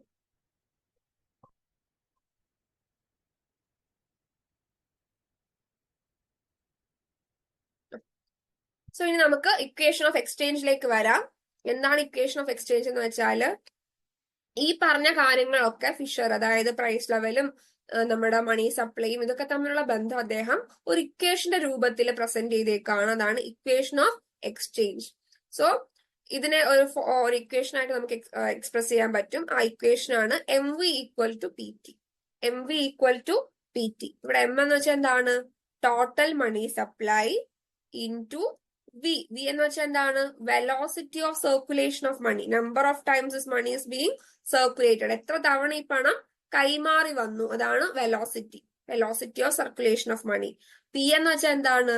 ജനറൽ പ്രൈസ് ലെവൽ, നമ്മുടെ മൊത്തം വില നിലവാരം. ടി എന്ന് വെച്ചാൽ നമ്മൾ കണ്ടു volume of trade. So M V equal to P T എന്നാണ് ആര് പറഞ്ഞേക്കുന്നത്? ഫിഷർ തന്റെ ഇക്വേഷൻ ഓഫ് എക്സ്ചേഞ്ചിൽ പറയുന്നത്. അതായത് total supply of money multiplied by velocity. Total supply of മണിയും multiplied by velocity is equal to price into volume of trade. Price level into volume of trade. So ഇവിടെ നിന്ന് ആലോചിച്ച് നോക്കെ, M V എന്ന് പറയുന്നത് എന്താണ്? ഇറ്റ് റെപ്രസെന്റ്സ് സപ്ലൈ സൈഡ് അല്ലേ? അതായത് ടോട്ടൽ സപ്ലൈ ഓഫ് മണിയും അതിന്റെ വെലോസിറ്റി, അതാണ് എം വി. ലെഫ്റ്റ് ഹാൻഡിൽ സപ്ലൈ ഓഫ് മണിയാണ് അത് കാണിക്കുന്നത്. റൈറ്റ് ഹാൻഡ് സൈഡിൽ എന്താണ് കാണിക്കുന്നത്? പ്രൈസ് ലെവലും ട്രേഡിന്റെ വോളിയവും. എന്ന് വെച്ചാൽ അത് ഡിമാൻഡ് സൈഡിനെയാണ് കാണിക്കുന്നത്. സോ ഇവിടെ ഇക്വേറ്റ് ചെയ്യുമ്പോൾ അതിന്റെ അർത്ഥം എന്താണ്? It is in equilibrium. Supply is equal to demand. അതൊന്ന് ആലോചിച്ച് വെക്കുക. M V equal to P T എന്ന് പറയുമ്പോൾ എം വി ലെഫ്റ്റ് ഹാൻഡ് സൈഡിൽ സപ്ലൈ സൈഡ് ഓഫ് മണിയാണ് കാണിക്കുന്നത്, റൈറ്റ് ഹാൻഡ് സൈഡിൽ പി ടി ഡിമാൻഡ് ഫോർ മണിയാണ് കാണിക്കുന്നത്. ഞാനൊരു ഇന്റർവ്യൂവിന് പോയപ്പോ ഇത് ചോദിച്ചിട്ടുണ്ടായിരുന്നു. അതായത് എന്താണ് ഇക്വേഷൻ ഓഫ് എക്സ്ചേഞ്ച് എന്ന് ചോദിച്ചു. ഞാൻ ഇക്വേഷൻ ഓഫ് എക്സ്ചേഞ്ച് പറഞ്ഞപ്പോൾ ചോദിച്ചു ഏതാണ് സപ്ലൈയെ കാണിക്കുന്നത്, സപ്ലൈ ഓഫ് മണിയെ റെപ്രസെന്റ് ചെയ്യുന്ന സൈഡ്, അല്ലെങ്കിൽ അതെന്താണ്, എന്തുകൊണ്ട് സപ്ലൈ ഓഫ് മണി റെപ്രസെന്റ് ചെയ്യുന്നു, ഡിമാൻഡ് ഫോർ മണി റെപ്രസെന്റ് ചെയ്യുന്ന സൈഡ് എന്താണ്, എന്തുകൊണ്ട് ഡിമാൻഡ് ഫോർ മണി റെപ്രസെന്റ് ചെയ്യുന്നു എന്ന് ചോദിച്ചു. സോ ഇത് എം വി ആണ് സപ്ലൈ ഓഫ് മണി റെപ്രസെന്റ് ചെയ്യുന്നത്. എന്ന് വെച്ചാൽ എന്താണ്? മണി സപ്ലൈയും വെലോസിറ്റി, എത്ര തവണ പണം കൈമാറി പോകുന്നുണ്ട്, അതിനെയാണ് എം വി കൊണ്ട് ഉദ്ദേശിക്കുന്നത്. ഇനി പി ടി ആണെങ്കിലോ പ്രൈസ് ലെവലും പിന്നെ എത്രമാത്രം ട്രേഡ്, എത്ര വോളിയം ഓഫ് ട്രേഡ് ഇക്കോണമിയിലുണ്ട്, അതാണ് ഡിമാൻഡ്. അതായത് പണം എന്തിനു വേണ്ടിയിട്ടാ? ഈ പ്രൈസ് കൊടുക്കാനായിട്ടില്ലേ? അപ്പം അതുകൊണ്ട് ഇത് ഡിമാൻഡും അത് സപ്ലൈ ആണ്. M V equal to P T. Total transactions in physical goods അല്ലെങ്കിൽ total volume of trade. So equation എന്താണ്? ഇതൊരു റിലേഷൻഷിപ്പ് ആണ്. It means in an economy the total value of all goods sold during any period must be equal to the total quantity of money spent during that period. So ഇവിടെ ഒരു equality ആണ് കാണിക്കുന്നത്. എന്ത് equality ആണ് കാണിക്കുന്നത്? ഒരു ഇക്കോണമിയില് ഒരു സമയത്ത് വിൽക്കപ്പെടുന്ന എല്ലാ സാധനങ്ങളുടെയും സേവനങ്ങളുടെയും മൂല്യം, അതാണ് പി ടി. ടി എന്ന് വെച്ചാൽ ടോട്ടൽ ട്രേഡും പി എന്ന് വെച്ചാൽ അതിന്റെ പ്രൈസ് ലെവലും ആണ്. സോ ഒരു ഇക്കോണമിയിൽ ഒരു സമയത്ത് വിൽക്കപ്പെടുന്ന എല്ലാ സാധനങ്ങളുടെയും സേവനങ്ങളുടെയും മൂല്യം എന്തിനു തുല്യമായിരിക്കണം? ആ ഇക്കോണമിയില് അതേ സമയത്ത് സ്പെൻഡ് ചെയ്യുന്ന പണത്തിന് തുല്യമായിരിക്കണം. മനസ്സിലായോ? ഒരു ഇക്കോണമിയിൽ ഒരു സാധനം, അല്ലെങ്കിൽ ഒരു ഇക്കോണമിയിൽ ഒരു സമയത്ത് വിൽക്കപ്പെടുന്ന മൊത്തം സാധനങ്ങളുടെയും സേവനങ്ങളുടെയും മൂല്യം should be equal to the total quantity of money spend during that period. എത്രമാത്രം പണം ചെലവഴിച്ചു ആ സാധനങ്ങളും സേവനങ്ങളും വാങ്ങാൻ, അതിന് ഈക്വൽ ആയിരിക്കണം ആ മൊത്തം സാധനങ്ങളുടെയും സേവനങ്ങളുടെയും മൂല്യം. അതാണ് M V equal to P T എന്ന് പറയുന്നത്. പിന്നെ ഫിഷർ പറയുകയാണ് ഫുൾ എംപ്ലോയ്മെന്റില് ടി കോൺസ്റ്റന്റ് ആയിരിക്കും, അതേപോലെ തന്നെ വെലോസിറ്റിയും കോൺസ്റ്റന്റ് ആയിരിക്കും. നമ്മൾ അസംഷനിൽ കണ്ടിരുന്നു ടി ആൻഡ് വി എന്തായിരിക്കും? കോൺസ്റ്റന്റ് ആയിരിക്കും, അത് മാറത്തില്ല. ഓക്കെ, സോ ഇതാണ് M V equal to P T equation of exchange. Fisher's equation of exchange ആണിത്. എന്ന് വെച്ചാൽ എന്താണ് അതിന്റെ അർത്ഥം? ഒരു സമയത്ത് ഒരു ഇക്കോണമിയിൽ ചെലവഴിക്കുന്ന അല്ലെങ്കിൽ വിറ്റഴിക്കുന്ന സാധനങ്ങളുടെയും സേവനങ്ങളുടെയും മൂല്യവും അതേ സമയത്ത് ആ ഇക്കോണമിയിൽ സ്പെൻഡ് ചെയ്യുന്ന പണത്തിന്റെ മൂല്യം എന്തായിരിക്കണം? തുല്യമായിരിക്കണം. So money supply into velocity of money should be equal to price level into trade volume of goods and services T. ഇനി ഇവിടെ വിയും ടിയും കോൺസ്റ്റന്റ് ആയിരിക്കും. ഇനി നമുക്ക് ഇതൊരു ഇക്വേഷനിലൂടെ പറയാൻ പറ്റും, സോറി ഒരു ഡയഗ്രത്തിലൂടെ പറയാൻ പറ്റും. സോ ഇവിടെ നമുക്ക് കാണാം എക്സ് ആക്സിസില് മണിയും വൈ ആക്സിസില് പ്രൈസ് ലെവലും ആണ് മെഷർ ചെയ്യുന്നത്. ഇനി ഇവിടെ ഒരു 45 ഡിഗ്രി കർവും വരുന്നുണ്ട്. ഇവിടെ നോക്കേ, ഈ മണി സപ്ലൈയും പ്രൈസും തമ്മിലുള്ള ഒരു പ്രൊപ്പോർഷനേറ്റ് ചേഞ്ച് ആണ് നമ്മൾ മെഷർ ചെയ്യുന്നത്.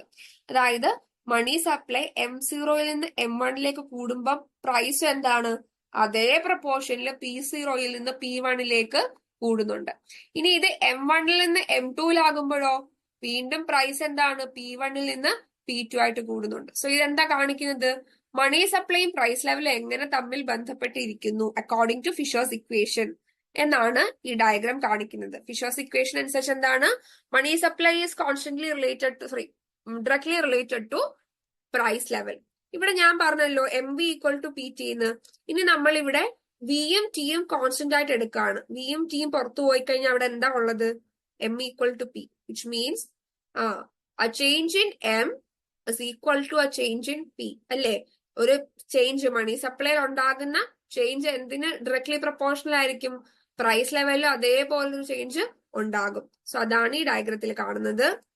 മണി സപ്ലൈയിൽ ഇൻക്രീസ് ഉണ്ടാകുമ്പോൾ അതേ തോതിൽ ഇൻക്രീസ് എവിടെ വരുന്നുണ്ട്? പ്രൈസ് ലെവലിലും വരുന്നുണ്ട്. അപ്പൊ ഇക്കോണമിയിൽ കൂടുതൽ പണം ഇടുമ്പോൾ എന്താണ്? വില കൂടും. അപ്പൊ നമുക്കറിയാം മോണിറ്ററി പോളിസി ഒക്കെ നിങ്ങൾ ഓൾറെഡി ഡിഗ്രിയിൽ ചെറുതായിട്ട് പഠിച്ചിട്ടുണ്ടാവും. ഇനി ഇതിലും നമുക്ക് പഠിക്കാനുണ്ട്. സോ മോണിറ്ററി പോളിസിയിൽ സംഭവിക്കുന്ന എന്താണ്? ഇൻഫ്ലേഷൻ വരും, വിലക്കയറ്റം വരുമ്പോ ഗവൺമെന്റ് അല്ലെങ്കിൽ RBI കോൺട്രാക്ഷണറി മോണിറ്ററി പോളിസി കൊണ്ടുവരും. അതായത് നമ്മുടെ മണി സപ്ലൈ ചുരുക്കാൻ നോക്കും ഇക്കോണമിയിൽ നിന്ന്. എന്തുകൊണ്ടാ? അത് ഈ റിലേഷൻഷിപ്പ് കൊണ്ടാ. അതായത് ഈ തിയറി പറയുന്നത് എന്താ? മണി സപ്ലൈ കൂടുമ്പോൾ പ്രൈസ് ലെവലും കൂടും എന്നാണ്. അപ്പൊ നമ്മൾ പ്രൈസ് ലെവൽ അല്ലെങ്കിൽ വില കുറയ്ക്കാൻ എന്ത് വേണം? മണി സപ്ലൈ കുറയ്ക്കണം. അതുകൊണ്ടാണ് RBI ഒക്കെ കോൺട്രാക്ഷണറി മോണിറ്ററി പോളിസി കൊണ്ടുവന്ന് ഇക്കോണമിയിലെ പണത്തിന്റെ അളവ് എന്ത് ചെയ്യുന്നത്? ചുരുക്കുന്നത്, കോൺട്രാക്ട് ചെയ്യുന്നത്. അതുവഴി പ്രൈസ് ലെവലിനെ റെഡ്യൂസ് ചെയ്യുക എന്നുള്ളതാണ് അവരുടെ ഒരു എയിം, ഒരു ഒബ്ജക്റ്റീവ്. സോ ഇത് തമ്മിലുള്ളൊരു പ്രൊപ്പോർഷണൽ ആൻഡ് ഡയറക്റ്റ് റിലേഷൻഷിപ്പ് ആണ് ഈ ഡയഗ്രാം വഴി കാണിക്കുന്നത്. മണി സപ്ലൈ കൂടുന്തോറും എന്തും കൂടുന്നുണ്ട്? പ്രൈസ് ലെവലും കൂടുന്നുണ്ട്. ഓക്കെ, സോ ഇതാണ് Fisher's transaction approach can explain the causes of hyperinflation that occurs during war or emergency. യുദ്ധത്തിന്റെ സമയത്ത്, എമർജൻസിയുടെ ഒക്കെ സമയത്ത് എന്താണ് ഹൈപ്പർ ഇൻഫ്ലേഷൻ എന്തുകൊണ്ടാ വരുന്നതെന്ന് ഈ അപ്രോച്ച് കൊണ്ട് പറയാം. എന്തുകൊണ്ടാ? ഈ വാറും എമർജൻസി വരുമ്പോ കൂടുതൽ മണി എന്തിലേക്ക് വരും? ഇക്കോണമിയിലേക്ക് വരും. കൂടുതൽ പണം വരുമ്പോ സ്വാഭാവികമായിട്ടും വിലക്കയറ്റം ഉണ്ടാകും. പിന്നെ എന്തുകൊണ്ടാണ് ഈ പ്രൈസിന്റെ ലോങ് ടേം ട്രെൻഡ് നടക്കുന്നതെന്നൊക്കെ ഈ തിയറി കൊണ്ട് നമുക്ക് എക്സ്പ്ലെയിൻ ചെയ്യാൻ പറ്റും. പക്ഷേ സാധാരണ സമയത്ത് എന്തുകൊണ്ടാണ് ഇൻഫ്ലേഷൻ വരുന്നതെന്ന് നമുക്ക് അറിയത്തില്ല. വാറും എമർജൻസി ഒക്കെ വരുമ്പോൾ പെട്ടെന്ന് പണം കൂടുതലായിട്ട് ഇക്കോണമിയിൽ ഇറങ്ങുന്നത് കൊണ്ടാണ് ഇൻഫ്ലേഷൻ വരുന്നതെന്ന് നമുക്കറിയാം. പക്ഷെ സാധാരണ സമയത്തും സമാധാനമായിട്ടിരിക്കുമ്പോൾ എന്തുകൊണ്ടാണ് ഇൻഫ്ലേഷൻ വരുന്നതെന്ന് ഇത് പറയുന്നില്ല. ഇതാണ് ഇതിന്റെ ഒരു ഷോർട്ട് കമ്മിങ്, ഒരു കുറവായിട്ട് നമുക്ക് കൺസിഡർ ചെയ്യാൻ പറ്റുന്നത്. ഈ കുറവ് നികത്താൻ വേണ്ടിയിട്ടാണ് കേംബ്രിഡ്ജ് വേർഷൻ അല്ലെങ്കിൽ ക്യാഷ് ബാലൻസ് അപ്രോച്ച് വരുന്നത്. ഇത് ഫിഷറിന്റെ അപ്രോച്ച് ആണെങ്കിൽ ഇനി ക്വാണ്ടിറ്റി തിയറി ഓഫ് മണിയിൽ വരുന്നതാണ് ക്യാഷ് ബാലൻസ് അപ്രോച്ച്. അതിന് മുമ്പ് നമുക്ക് ചെറുതായിട്ടൊന്ന് റീക്യാപ്പ് ചെയ്യാം. എന്താ? നമ്മള് തിയറി ഓഫ് മണി ഡിമാൻഡ് ആണ് നോക്കിയത്. മണി ഡിമാൻഡും interest rate already inverse relationship ആണെന്ന് നമുക്കറിയാം. ഇനി അതിന്റെ തിയറീസ് നമ്മൾ നോക്കുകയാണ്. അതിൽ ആദ്യം വരുന്നത് ക്ലാസിക്കൽ തിയറി ആണ്. ക്ലാസിക്കൽ തിയറി പ്രകാരം എന്താണ്? ഫസ്റ്റ് വരുന്നത് ക്വാണ്ടിറ്റി തിയറി ഓഫ് മണി ആണ്. ഇർവിംഗ് ഫിഷർ ആണ് ക്വാണ്ടിറ്റി തിയറി ഓഫ് മണി പറയുന്നത്. അദ്ദേഹം പറയുന്നത് എന്താണ്?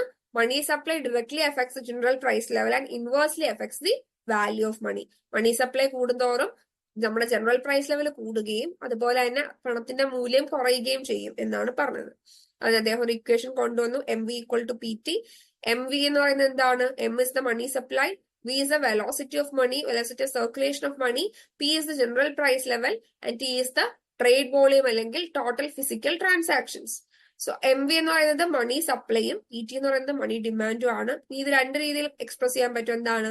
PT എന്ന് വെച്ചാൽ it represents the total amount of goods and services sold out during a period of time.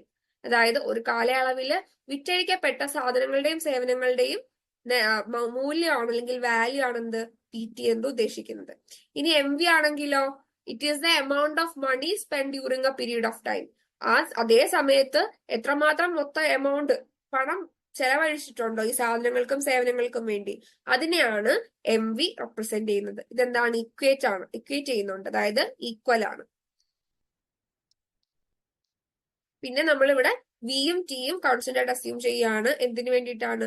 To show the direct and proportional relationship between money supply and general price level. അതാണ് ഈ ഡയഗ്രത്തിലും കാണിക്കുന്നത്. മണി supply കൂടുമ്പോൾ എന്ത് ചെയ്യുന്നുണ്ട്? General price ലെവലും കൂടുന്നുണ്ട്. ഇനി ഇതുകൊണ്ട് നമുക്ക് ഹൈപ്പർ ഇൻഫ്ലേഷൻ ഒക്കെ നമുക്ക് എക്സ്പ്ലെയിൻ ചെയ്യാം. കാരണം പിന്നെ നമ്മുടെ കോൺട്രാക്ഷണറി മോണിറ്ററി പോളിസി ഒക്കെ എക്സ്പ്ലെയിൻ ചെയ്യാം. അതായത് മണി സപ്ലൈ കൂടുമ്പോൾ സ്വാഭാവികമായിട്ടും പ്രൈസ് ലെവൽ കൂടും, which may lead to inflation. അപ്പൊ ഇൻഫ്ലേഷൻ മാറ്റണമെങ്കിൽ അല്ലെങ്കിൽ പ്രൈസ് ലെവൽ കുറയ്ക്കണമെങ്കിൽ നമ്മൾ എന്ത് ചെയ്താൽ മതി? മണി സപ്ലൈ കോൺട്രാക്ട് ചെയ്താൽ മതി, അല്ലെങ്കിൽ ഇക്കോണമിയിൽ മണി സപ്ലൈ ചുരുക്കിയാൽ മതി. അടുത്തത് ക്യാഷ് ബാലൻസ് അപ്രോച്ച് അല്ലെങ്കിൽ കേംബ്രിഡ്ജ് അപ്രോച്ച്. ഓക്കെ, സോ മറ്റേത് പിഗു മാത്രമാണെങ്കിൽ ഇവിടെ കുറച്ച് പേരുണ്ട് Cambridge approach. Cambridge school of thought ആണ് Alfred Marshall, AC Pigou, DH Robertson, JM Keynes. ഇവരൊക്കെയാണ് ഈ ക്വാണ്ടിറ്റി തിയറി ഓഫ് മണിക്ക് ഒരു ഓൾട്ടർനേറ്റീവ് ഫോർമുലേഷൻ കൊണ്ടുവരുന്നത്, ഒരു വേറെ രീതിയിലുള്ള ഒരു ഫോർമുലേഷൻ കൊണ്ടുവരുന്നത്. അതിനെയാണ് പിന്നീട് ക്യാഷ് ബാലൻസ് ഇക്വേഷൻ എന്ന് അറിയപ്പെട്ടത്. ആരൊക്കെയാണ്? Alfred Marshall, AC Pigou, DH Robertson and JM Keynes. ഇതിനു മുമ്പ് നമുക്ക് എന്തെങ്കിലും ക്വസ്റ്റ്യൻസ് ഉണ്ട് വർക്ക്ഔട്ട് ചെയ്യാം. In Fisher's quantity theory of money, which equation represents the relationship between money supply and price level? ഫിഷറിന്റെ ക്വാണ്ടിറ്റി തിയറി ഓഫ് മണിയിൽ ഏത് equation ആണ് മണി സപ്ലൈയും പ്രൈസ് ലെവലും തമ്മിലുള്ള ബന്ധം, റിലേഷൻഷിപ്പ് റെപ്രസെന്റ് ചെയ്യുന്നത്? MV equal to PT, M equal to KPY, P equal to M by KT, MV equal to PY.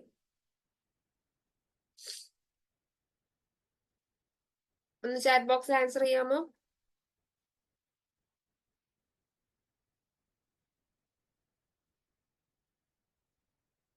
ഒരാൾ answer ചെയ്തു. Very good, very good.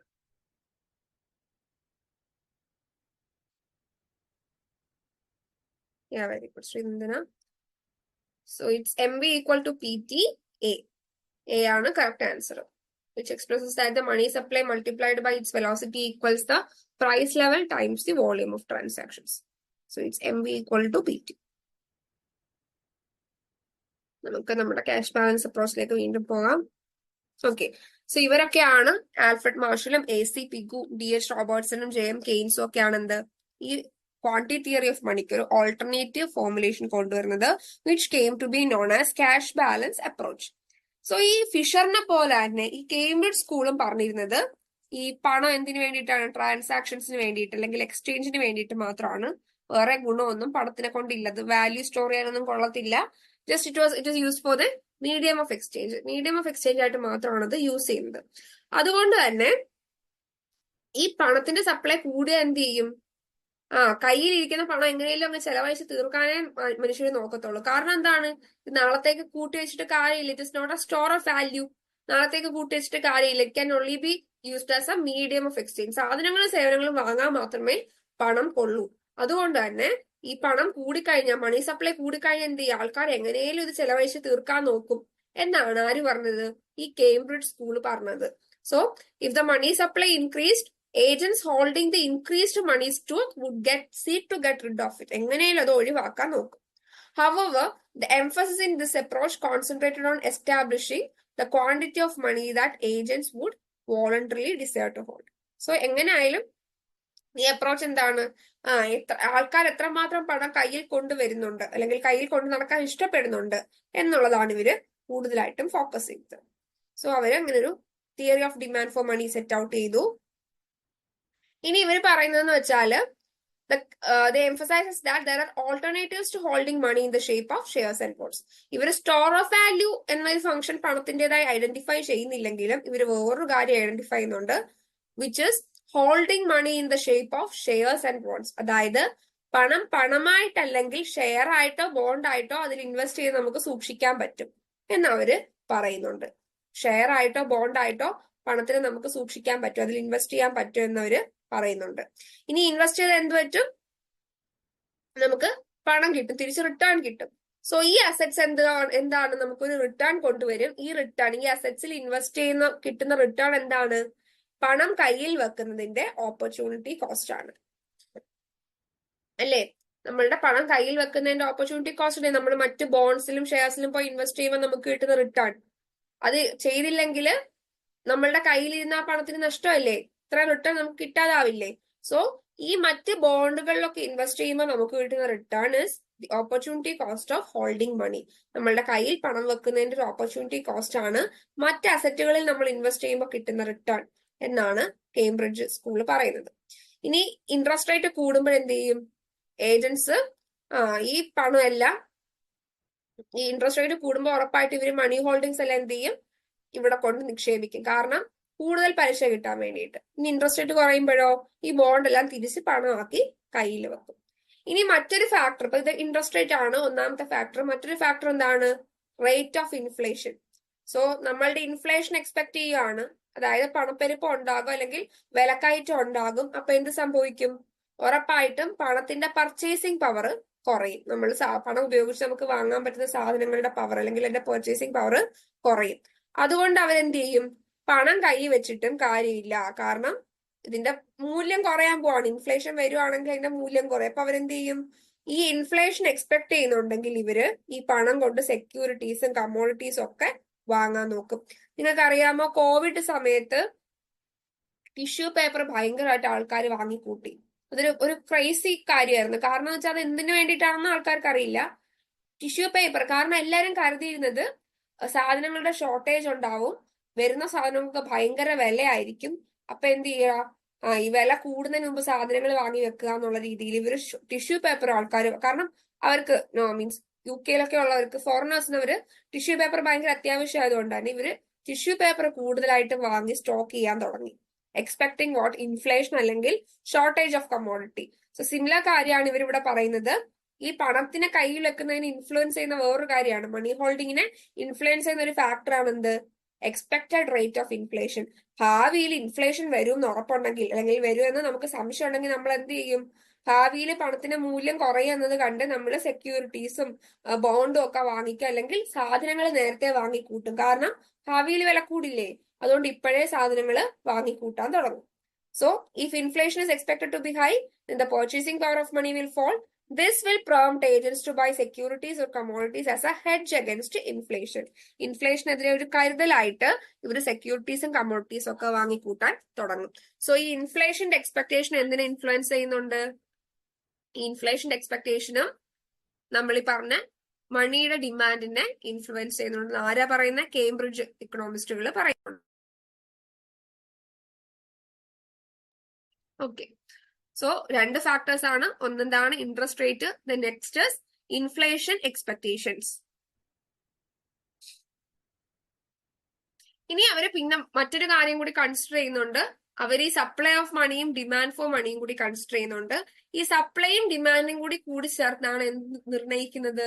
Value of മണി, പണത്തിന്റെ മൂല്യം നിർണ്ണയിക്കുന്നതെന്നാണ് ഈ കേംബ്രിഡ്ജ് ഇക്കണോമിസ്റ്റുകൾ പറയുന്നത്.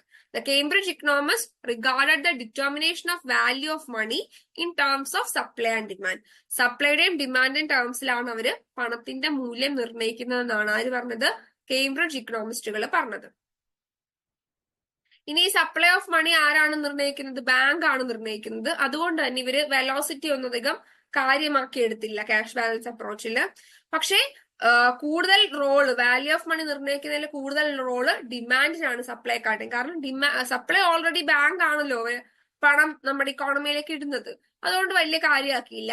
കൂടുതൽ റോൾ അല്ലെങ്കിൽ കൂടുതൽ ഇമ്പോർട്ടൻസ് കൊടുത്തത് ഡിമാൻഡ് ഫോർ മണിയാണ്.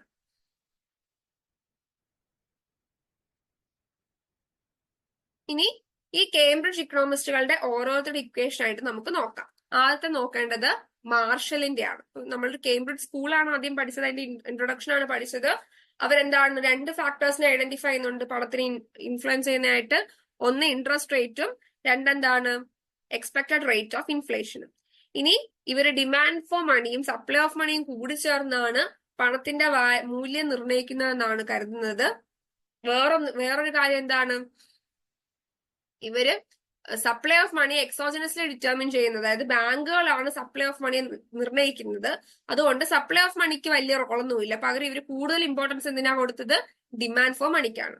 ഇനി നമ്മൾ ഇതിൽ ഓരോരുത്തരുടേതായിട്ടുള്ള ഇക്വേഷൻസ് നോക്കുകയാണ്. ആദ്യം മാർഷലിന്റെ ഇക്വേഷൻ ആണ്. ആൽഫ്രഡ് മാർഷൽ ഒരു കേംബ്രിഡ്ജ് ഇക്കണോമിസ്റ്റ് ആണല്ലോ, അദ്ദേഹത്തിന്റെ ഇക്വേഷൻ ആണ് ആദ്യം നോക്കുന്നത്. സോ മാർഷലിന്റെ അഭിപ്രായത്തിൽ people in a country hold money in the form of currency or real purchasing power, a certain fraction of their annual money income and a certain fraction of their property or wealth. Marshall പറയുന്നത് ഒരു രാജ്യത്തെ ജനങ്ങൾ അവരുടെ മൊത്തം വാർഷിക വരുമാനത്തിന്റെ ഒരു ഭാഗവും അല്ലെങ്കിൽ അവരുടെ മൊത്തം സ്വത്തിന്റെ ഒരു ഭാഗവും എന്താണ്? കറൻസി ആയിട്ട് കീപ്പ് ചെയ്യും എന്നാണ് ആര് പറയുന്നത്? മാർഷല് പറയുന്നത്. അവരുടെ മൊത്തം സ്വത്തിന്റെ ഒരു ഭാഗവും അവരുടെ മൊത്തം വാർഷിക വരുമാനത്തിന്റെ ഒരു ഭാഗവും അവര് കറൻസി ആയിട്ട് കീപ്പ് ചെയ്യും എന്ന് ആര് പറയുന്നത്? മാർഷല് പറയുന്നത്. സോ അതൊരു ഇക്വേഷൻ ആയിട്ട് നമുക്ക് എഴുതി നോക്കാം. M equal to K P Y. M എന്ന് പറയുന്നത് എന്താണ്? നേരത്തെ നമ്മൾ പറഞ്ഞല്ലോ, ബാങ്കുകൾ നിർണ്ണയിക്കുന്ന സപ്ലൈ ഓഫ് മണി അല്ലെങ്കിൽ എക്സോജനസ്ലി ഡിറ്റർമിൻഡ് സപ്ലൈ ഓഫ് മണിയാണ് എം. കെ എന്ന് പറയുന്നത് fraction of the real money income which people wish to hold in cash and demand deposits.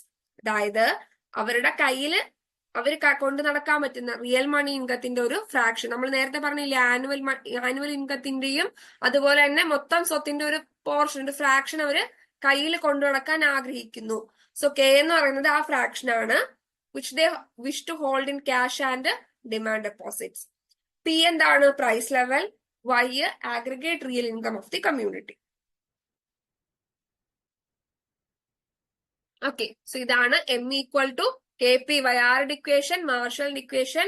K എന്ന് വെച്ചാൽ അദ്ദേഹം ആദ്യം പറഞ്ഞു, ആൾക്കാര് ഒരു പോർഷൻ ഓഫ് ദെയർ ഇൻകം എന്ത് ചെയ്യും? ക്യാഷ് ആയിട്ടോ ഡിമാൻഡ് ഡെപ്പോസിറ്റ്സ് ആയിട്ടോ കയ്യിൽ കൊണ്ടു നടക്കാൻ ആഗ്രഹിക്കും. ആ ഫ്രാക്ഷൻ ആണ് കെ എന്ന് പറയുന്നത്. പ്രൈസ് ലെവൽ ആണ് പി. വൈ എന്ന് വെച്ചാൽ എന്താണ്? അവരുടെ ആഗ്രിഗേറ്റ് റിയൽ ഇൻകം, ഹോൾ കമ്മ്യൂണിറ്റിയുടെ ആഗ്രിഗേറ്റ് റിയൽ ഇൻകം ആണ് വൈ എന്ന് പറയുന്നത്. അപ്പൊ ഈ M equal to K P Y നമുക്ക് കിടപ്പുണ്ടല്ലോ. ഇതിൽ നിന്ന് നമുക്ക് പ്രൈസ് ലെവലും ഇതുമായിട്ടുള്ള ബന്ധം കണ്ടെത്തണം. അപ്പൊ നമ്മൾ എന്ത് ചെയ്തു? ഈ പ്രൈസ് ലെവലിന്റെ പി അങ്ങ് പുറത്തെടുത്തു. M equal to K P വൈയിൽ പി പ്രൈസ് ലെവലാണ്. ഈ പി അങ്ങ് പുറത്തെടുത്ത് ലെഫ്റ്റ് ഹാൻഡിൽ കൊണ്ടുപോയി. അപ്പൊ എന്ത് കിട്ടും? P equal to M by K Y എന്ന് കിട്ടും.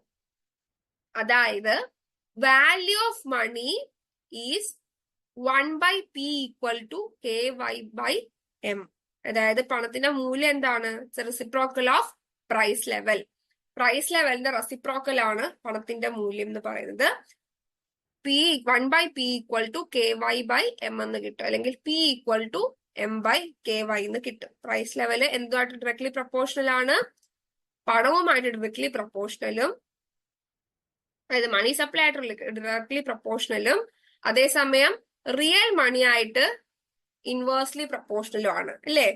പ്രൈസ് ലെവൽ കൂടുമ്പോ റിയൽ മണിയുടെ ആ ഫ്രാക്ഷൻ കുറയല്ലേ, എന്റെ മൂല്യം കുറയല്ലേ ചെയ്യുന്നത്. സോ വാല്യൂ ഓഫ് മണി ആയിട്ട് ഇൻവേഴ്സ്ലി പ്രൊപ്പോർഷണലും മണി സപ്ലൈ ആയിട്ട് ഡയറക്ട്ലി പ്രൊപ്പോർഷണലും ആണ് പ്രൈസ് ലെവൽ. ആരുടെ ഇക്വേഷൻ പ്രകാരം? മാർഷലിന്റെ ഇക്വേഷൻ പ്രകാരം. സോ എപ്പോഴും ഓർത്തുവെക്കുക, കെ എന്നൊരു സംഭവം ഉണ്ട് മാർഷലിന്റെ ഇക്വേഷനിൽ. കെ എന്താണ്? Fraction of real income. P is price level and y is the aggregate real income of the community. M is money supply. ഇത്രയും ക്ലിയർ ആണോ? ക്ലിയർ ആണോ? ക്ലിയർ ആണ്. ഓക്കെ, ഇനി നമുക്ക് പിഗുവിന്റെ ഇക്വേഷനിലേക്ക് പോകാം. പിഗുവിന്റെ ഇക്വേഷൻ എന്ന് പറയുന്നത് P equal to K R by M. K R by M. ഇവിടെ പി എന്ന് പറയുന്നത് എന്താണ്? പർച്ചേസിംഗ് പവർ ഓഫ് മണി ആണ്. കെ എന്ന് പറയുന്നത് നമ്മൾ നേരത്തെ പറഞ്ഞതുപോലെ തന്നെ മൊത്തം റിസോഴ്സസിന്റെ ഒരു ഭാഗം, ആൾക്കാർ ലീഗൽ ടെൻഡർ ആയിട്ട് കയ്യിൽ വെക്കാൻ ഉദ്ദേശിക്കുന്ന മൊത്തം റിസോഴ്സസിന്റെ ഒരു ഭാഗമാണ് കെ എന്ന് പറയുന്നത്. ആർ എന്ന് പറയുന്നത് റിയൽ ഇൻകം ആണ്. എം എന്ന് പറയുന്നത് എത്രമാത്രം ആക്ച്വൽ യൂണിറ്റ്സ് ലീഗൽ ടെൻഡർ മണിയിലുണ്ട്. ചുരുക്കം പറഞ്ഞ മണി സപ്ലൈ തന്നെ. അതായത് ലീഗൽ ടെൻഡർ മണിയിൽ എത്രമാത്രം കറൻസിയുടെ യൂണിറ്റ്സ് ഉണ്ട്, അതാണ് M. Which means money supply, അല്ലേ? എത്ര കറൻസിയുടെ യൂണിറ്റ് ഉണ്ട് എന്ന് വെച്ചാൽ എന്താണ്? മണി സപ്ലൈ തന്നെയാണ്. So P purchasing power of money, അതെന്താണ്? വാല്യൂ ഓഫ് മണിയാണ്. ഇതാണ് ശ്രദ്ധിക്കാനുള്ളത്. പി ഒരിക്കലും ഇവിടെ പ്രൈസ് ലെവൽ അല്ല, അത് പർച്ചേസിംഗ് പവർ ഓഫ് മണിയാണ്. അതായത് വാല്യൂ ഓഫ് മണിയാണ്. വാല്യൂ ഓഫ് മണി എന്ന് വെച്ചാൽ എന്താ? നമ്മൾ നേരത്തെ കണ്ടു ഇല്ലേ? പ്രൈസ് ലെവലിന്റെ റെസിപ്രോക്കൽ ആണ്. പ്രൈസ് ലെവലായിട്ട് ഇൻവേഴ്സ്ലി റിലേറ്റഡ് ആണ് വാല്യൂ ഓഫ് മണി അല്ലെങ്കിൽ purchasing power of money. So പിഗുവിന്റെ ഇക്വേഷനിൽ പർച്ചേസിംഗ് പവർ ഓഫ് മണി എന്താണ്? സോറി, പി എന്താണ്? പർച്ചേസിംഗ് പവർ ഓഫ് മണിയാണ്, പ്രൈസ് ലെവൽ അല്ല. കെ എന്ന് വെച്ചാല് ടോട്ടൽ റിസോഴ്സസിന്റെ ഒരു പോർഷൻ ആണ്. ആർ എന്ന് പറയുന്നത് റിയൽ ഇൻകം ആണ്. എം എന്ന് പറയുന്നത് ലീഗൽ ടെൻഡറിന്റെ യൂണിറ്റുകൾ അല്ലെങ്കിൽ മണി സപ്ലൈ. എത്രമാത്രം ആക്ച്വൽ യൂണിറ്റ്സ് ലീഗൽ ടെൻഡർ മണിയിലുണ്ട്, അത് ആണെന്ത്? എം സൂചിപ്പിക്കുന്നത് അല്ലെങ്കിൽ മണി സപ്ലൈ സൂചിപ്പിക്കുന്നത്. സോ ഇവിടെ നോക്കേ, ഈ പർച്ചേസിംഗ് പവർ എന്തുമായിട്ട് ഇൻവേഴ്സ് റിലേറ്റഡ് ആണ്? മണി സപ്ലൈ ആയിട്ട് ഇൻവേഴ്സ് റിലേറ്റഡ് ആണ്. Which means that money supply കൂടുമ്പോ ഉറപ്പായിട്ടും പ്രൈസ് ലെവൽ കൂടും. പ്രൈസ് ലെവൽ കൂടിയാൽ ഈ പർച്ചേസിംഗ് പവർ കുറയും. So purchasing power is inversely related to money supply here. ഇവിടെ പി പർച്ചേസിംഗ് പവർ ആണ്, പ്രൈസ് ലെവൽ അല്ല. K a portion of real income അല്ലെങ്കിൽ റിസോഴ്സസ്. ആർ എന്താണ്? Real income. ഇതാണ് പിഗുവിന്റെ ഇക്വേഷൻ. ഓക്കെ, സോ ഇവിടെ demand for money according to Pigou consists not only of legal money or cash but also bank notes and bank balances. നമ്മുടെ കയ്യിലുള്ള പൈസയെ മാത്രമല്ല പിഗു demand for മണി ആയിട്ട് കൺസിഡർ ചെയ്തത്. അദ്ദേഹം ബാങ്ക് നോട്ടും ബാങ്കിലുള്ള ബാലൻസും ഒക്കെ എന്താണ്? ഡിമാൻഡ് ഫോർ മണി ആയിട്ട് കൺസിഡർ ചെയ്തു. അതുകൊണ്ട് അത് ഉൾപ്പെടുത്താൻ വേണ്ടി അദ്ദേഹം ആ ഇക്വേഷൻ ഒന്ന് എക്സ്പാൻഡ് ചെയ്തു. അതാണ് P equal to K R by M into C plus H into 1 minus C. ഇവിടെ സി എന്ന് പറയുന്നത് it is the proportion of total real income. അതെന്താ? ലീഗൽ ടെൻഡർ ആയിട്ട് നമ്മൾ കയ്യിൽ വെക്കുന്ന ടോട്ടൽ റിയൽ ഇൻകം ആണ് എന്ത്? അതിന്റെ പ്രൊപ്പോർഷൻ ആണ് എന്ത്? സി കൊണ്ട് ഉദ്ദേശിക്കുന്നത്. 1 മൈനസ് സി എന്താണ്? ഈ ബാങ്ക് നോട്ടും ബാങ്ക് ബാലൻസും ആയിട്ട് കീപ്പ് ചെയ്തേക്കുന്ന എമൗണ്ട് ആണ് 1 മൈനസ് സി. സി എന്ന് വെച്ചാൽ ആൾക്കാർ കയ്യിൽ വെച്ചേക്കുന്ന റിയൽ ഇൻകത്തിന്റെ ഒരു പ്രൊപ്പോർഷൻ, ലീഗൽ ടെൻഡർ ആയിട്ട് കയ്യിൽ വെച്ചേക്കുന്ന റിയൽ ഇൻകത്തിന്റെ ഒരു പ്രൊപ്പോർഷൻ ആണ് സി. 1 മൈനസ് സി എന്ന് പറയുന്നത് ബാങ്ക് നോട്ടും ബാങ്ക് ബാലൻസും ആയിട്ട് കീപ്പ് ചെയ്തേക്കുന്ന പ്രൊപ്പോർഷൻ ആണ്. ആൻഡ് എച്ച് എന്ന് വെച്ചാൽ എന്താണ്? നമ്മൾ കൊണ്ടുവെക്കുന്നതിന് അനുസരിച്ച് ബാങ്കേഴ്സ് ഒരു certain portion of the securities keep ചെയ്യുമല്ലോ, അതാണ് എച്ച് എന്ന് പറയുന്നത്. അതായത് നമ്മൾ കൊണ്ടുവെക്കുന്ന അനുസരിച്ച് ബാങ്കേഴ്സ് അവരുടെ കയ്യിൽ ഒരു സർട്ടൻ പ്രൊപ്പോർഷൻ ഓഫ് മണി എന്ത് ചെയ്യും, അല്ലെങ്കിൽ ബാങ്ക് നോട്ട് എന്ത് ചെയ്യും, കീപ്പ് ചെയ്യും. അതാണ് എച്ച് എന്ന് പറയുന്നത്. ഇത് ജസ്റ്റ് നിങ്ങൾ നോക്കി വെക്കുക. കാരണം ഇൻ കേസ് പിഗുവിന്റെ ഇക്വേഷനെ പറ്റി ഒരു ചോദ്യം ഉണ്ടായി, നിങ്ങൾ ഈ ഫസ്റ്റ് ഇക്വേഷൻ മാത്രമേ നോക്കിയിട്ടുള്ളൂ, സെക്കൻഡ് ഇക്വേഷൻ ആണ് ഓപ്ഷനിൽ കിടക്കുന്നതെങ്കിൽ നിങ്ങൾ കൺഫ്യൂസ്ഡ് ആവരുത്. ഇതെന്താണ്? ഈ ബാങ്ക് ബാലൻസും കൂടി ഇൻക്ലൂഡ് ചെയ്യാൻ വേണ്ടിയിട്ട് ഇക്വേഷനെ എക്സ്പാൻഡ് ചെയ്തതാണ്. Okay, P equal to K R by M. K എന്ന് വെച്ചാൽ proportion of real income, R എന്ന് വെച്ചാൽ real income, proportion of resources ആണ് K, R real income, M as money supply അല്ലെങ്കിൽ units of legal tender currency. P എന്താണ്? Purchasing power ആണ്, price level അല്ല. Okay, പിന്നെ എന്തുകൊണ്ടാണ് ആൾക്കാർ കുറച്ച് പൈസ വെക്കുന്നത്? പിന്നെ എന്താണ് പണത്തിന്റെ മൂല്യം കുറയുന്നത്? നമ്മൾ കണ്ടില്ലേ, പർച്ചേസിംഗ് പവറും മണി സപ്ലൈ റിലേഷൻഷിപ്പ് ഇവിടെ കാണിക്കുന്നുണ്ട്, ഇൻവേഴ്സ് ആണ്. ഇതൊക്കെ എന്ത് ചെയ്യുന്നുണ്ട്? പിഗുവിന്റെ ഇക്വേഷൻ എക്സ്പ്ലെയിൻ ചെയ്യുന്നുണ്ട്. ഇത്രയും പറഞ്ഞ ക്ലിയർ ആണോ? എന്തെങ്കിലും ഡൗട്ട് ഉണ്ടോ?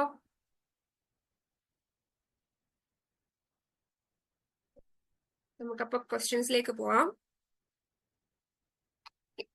In Fisher's equation, MV equal to PT, what does V stand for?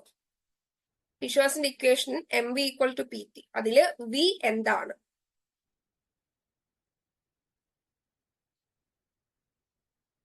Volume of goods, velocity of money, value of trade, variable. Yes, very good, very good. B, very good. It's velocity of money, B. So Fisher's equation എന്താണ്? V denotes the velocity of money, representing the average frequency with which a unit of money is spent on new goods and services within a specific period. ഒരു specific പീരീഡില് എത്രമാത്രം frequent ആയിട്ട് അല്ലെങ്കിൽ എത്രമാത്രം ഈ unit of money, ഇപ്പൊ 1 രൂപയാണെങ്കിൽ ആ 1 രൂപ എത്രമാത്രം സർക്കുലേറ്റ് ചെയ്യുന്നുണ്ട്, അതിന്റെ വെലോസിറ്റി ആണ് V കൊണ്ട് ഉദ്ദേശിക്കുന്നത്. It is the average frequency with which a unit of money is spent on new goods and services within a specific period. So answer B ആണ്, കറക്റ്റ് ആയിരുന്നു. The Cambridge approach to the quantitative theory of money emphasizes which aspect? Cambridge approach ഏത് ആസ്പെക്ടിനെയാണ് emphasise ചെയ്യുന്നത്? Supply of money, demand for money, production levels, government spending. Supply of money, demand for money, production levels, government spending. B.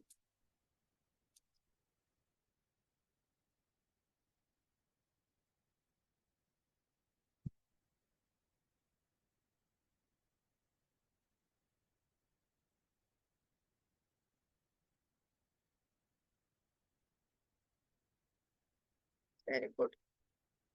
വേറെ answer ചെയ്തോ?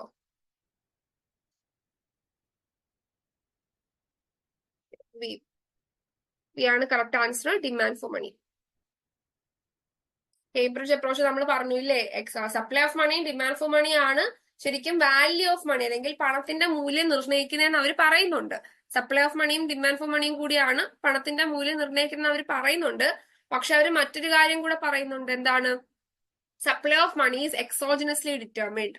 അതായത് supply of money പുറമേ നിശ്ചയിക്കപ്പെട്ടതാണ്. ആരാണ് കൊണ്ടുവരുന്നത്? ബാങ്കുകളാണ് സപ്ലൈ ഓഫ് മണി ഡിറ്റർമിൻ ചെയ്യുന്നത്. It is exogenously determined by the banks.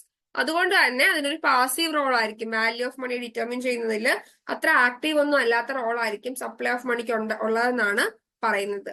അതേസമയം ഡിമാൻഡ് ഫോർ മണിക്കാണെങ്കിൽ കുറച്ചും കൂടി ആക്റ്റീവ് റോൾ അവർ കൊടുക്കുന്നുണ്ട്. അതുകൊണ്ട് തന്നെ കേംബ്രിഡ്ജ് അപ്രോച്ച് കൂടുതൽ എന്താണ്? ഡിമാൻഡ് ഫോർ മണിയാണ് ഫോക്കസ് ചെയ്യുന്നത്.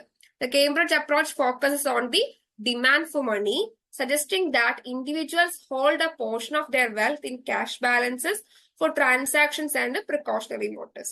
ട്രാൻസാക്ഷൻസും ഭാവിയിലത്തെ ഉപയോഗത്തിൽ അല്ലെങ്കിൽ പ്രിക്കോഷൻ വേണ്ടിയിട്ട്, ഇപ്പൊ സപ്പോസ് ഇൻഫ്ലേഷൻ റേറ്റ് കൂടുകയോ അല്ലെങ്കിൽ ഇൻട്രസ്റ്റ് റേറ്റിലുള്ള ചേഞ്ച് ഒക്കെ കൊണ്ട് അവരെന്താണ് അവരുടെ സമ്പത്തിന്റെ ഒരു ഭാഗം ക്യാഷ് ബാലൻസ് ആയിട്ട് കീപ്പ് ചെയ്യും എന്നുള്ളത് കൊണ്ട് തന്നെ ഇവർ ഡിമാൻഡ് ഫോർ മണിയാണ് കൂടുതൽ ഫോക്കസ് ചെയ്യുന്നത്. സോ അത് കറക്റ്റ് ആൻസർ ആയിരുന്നു. അടുത്ത ചോദ്യം, according to the quantity theory of money, if the money supply doubles what happens to the price level assuming velocity and output are constant. Quantity theory of money പ്രകാരം money supply ഇരട്ടിയാവുകയാണെങ്കിൽ price ലെവലിന് എന്ത് സംഭവിക്കും? Assuming എന്താണ്? Velocity ഔട്ട്പുട്ടും constant ആണെന്ന് assume ചെയ്യേ price ലെവലിന് എന്ത് സംഭവിക്കും എന്നാണ് ചോദിക്കുന്നത്. അതിന്റെ options: A it halves, it doubles, it remains unchanged, it quadruples. പകുതിയാവും, ഇരട്ടിയാകും, മാറ്റം ഉണ്ടാവില്ല, 4 ഇരട്ടിയാവും.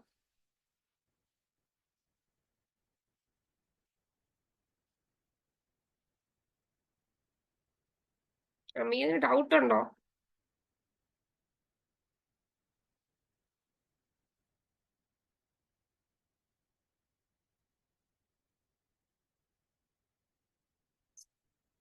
കറക്റ്റ് ആൻസർ എന്താണ്?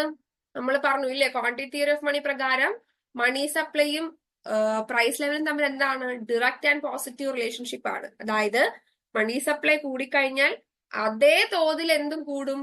പ്രൈസ് ലെവലും കൂടും. And vice versa, price level കൂടിക്കഴിഞ്ഞാൽ അതേ തോതിൽ മണി സപ്ലൈ കൂടും. സോ ഇത് തമ്മിലൊരു പോസിറ്റീവ് ആൻഡ് ഡയറക്റ്റ് റിലേഷൻഷിപ്പ് ആണ് ഉള്ളത്. ഇത് പ്രൊപ്പോർഷണേറ്റ് റിലേഷൻഷിപ്പ് ആണ്. പ്രൊപ്പോർഷണേറ്റ് റിലേഷൻഷിപ്പ് എന്ന് വെച്ചാൽ എത്രയാണോ അത് വർധനവാണോ അല്ലെങ്കിൽ കുറയുകയാണെങ്കിൽ അതേ തോതിലായിരിക്കും ആ വർധനവും അല്ലെങ്കിൽ കുറവും വരുന്നത്. സോ ഡയറക്ട്ലി പ്രൊപ്പോർഷനേറ്റ് ആണ് എന്ത്? മണി സപ്ലൈയും പ്രൈസ് ലെവലും എന്ന് പറയുന്നത്. സോ ഇവിടെ പ്രൈസ് ലെവൽ മണി സപ്ലൈ ഇരട്ടി ആവുകയാണെങ്കിൽ എന്ത് ചെയ്യും? പ്രൈസ് ലെവൽ ഇരട്ടിയാകും. It doubles. When the money supply doubles, price level also doubles. Okay. With constant velocity and output, doubling the money supply leads to a proportional increase in the price level. അതുകൊണ്ട് answer B ആണ്, it doubles. Very good. അടുത്ത ചോദ്യം, in the Cambridge equation M equal to KPY, what does K represent? നമ്മൾ ആദ്യം Cambridge equation പഠിച്ചതില് M equal to KPY equation പഠിച്ചല്ലോ. അതിൽ K എന്തിനെ റെപ്രസെന്റ് ചെയ്യുന്നു? Total income, price level, fraction of income held as money, velocity of money.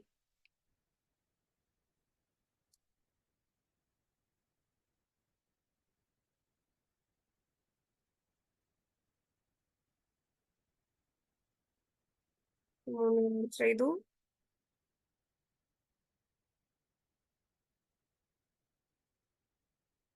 Very good.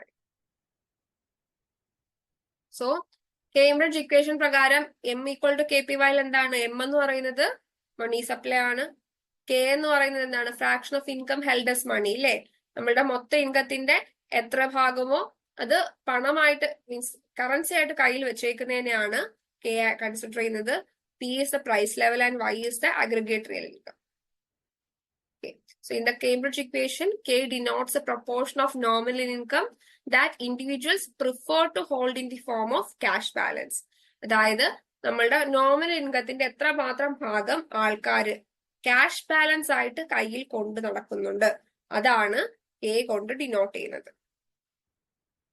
അടുത്ത ചോദ്യം, according to the Cambridge equation, if people decide to hold a larger fraction of their income as cash balances, what is the effect on the price level assuming money supply and real output are constant? ഇത് ഭയങ്കരമായിട്ട് കുഴപ്പിക്കുന്ന ഒരു ചോദ്യമാണ്. ഒന്നുകൂടി പറയാം. Cambridge equation പ്രകാരം, Cambridge equation നമ്മളിപ്പോ കണ്ടല്ലോ, ഇതാണ് Cambridge equation, M=KPY. Okay, Cambridge equation പ്രകാരം ആൾക്കാർ കൂടുതൽ പണം കയ്യിൽ വെക്കാൻ ഉദ്ദേശിക്കുന്നു, അതായത് എന്ത് ചെയ്യാണ്, കെ കൂടുകയാണ്. അങ്ങനെയാണെങ്കിൽ പ്രൈസ് ലെവലിലുണ്ടായ മാറ്റം എന്താണ്? മണി സപ്ലൈയും റിയൽ ഔട്ട്പുട്ടും കോൺസ്റ്റന്റ് ആണ്, എമ്മും വൈയും കോൺസ്റ്റന്റ് ആണ്. What will be the effect on P due to an increase in K? കെയിൽ ഉണ്ടാകുന്ന വർധനവ് കൊണ്ട് പിയിൽ ഉണ്ടാകുന്ന മാറ്റം എന്താണ്? നല്ല രീതിയിൽ കുഴപ്പിക്കുന്ന ഒരു ചോദ്യമാണ്. ഓപ്ഷൻ പറയാം. Price level increases, price level decreases, price level remains unchanged, price level becomes unstable. Price level കൂടും, പ്രൈസ് ലെവൽ കുറയും, അൺചേഞ്ച്ഡ് ആണ്, അൺസ്റ്റേബിൾ ആണ്. ബി.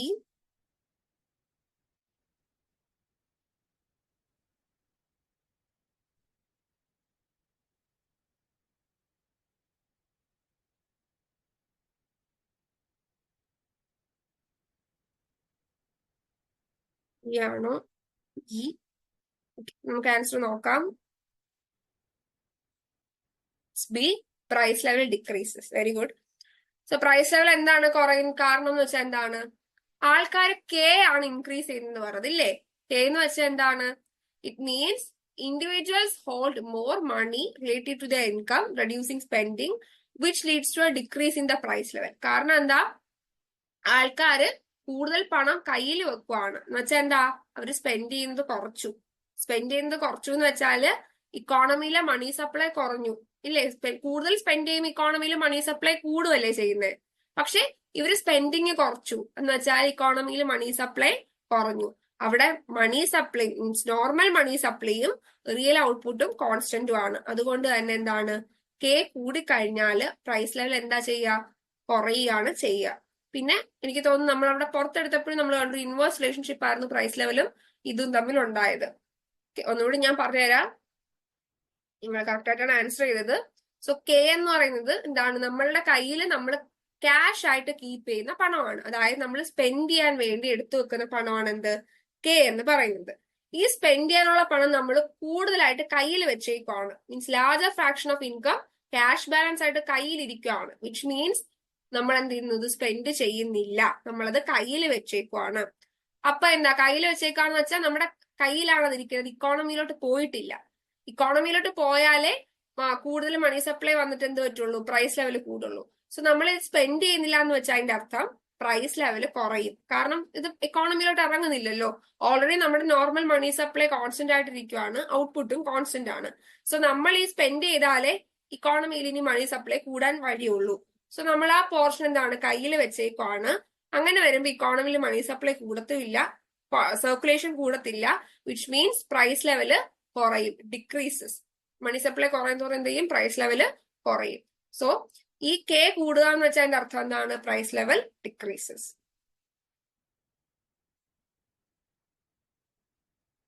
ചോദ്യം, which of the following represents the Cambridge equation in the quantity theory of money?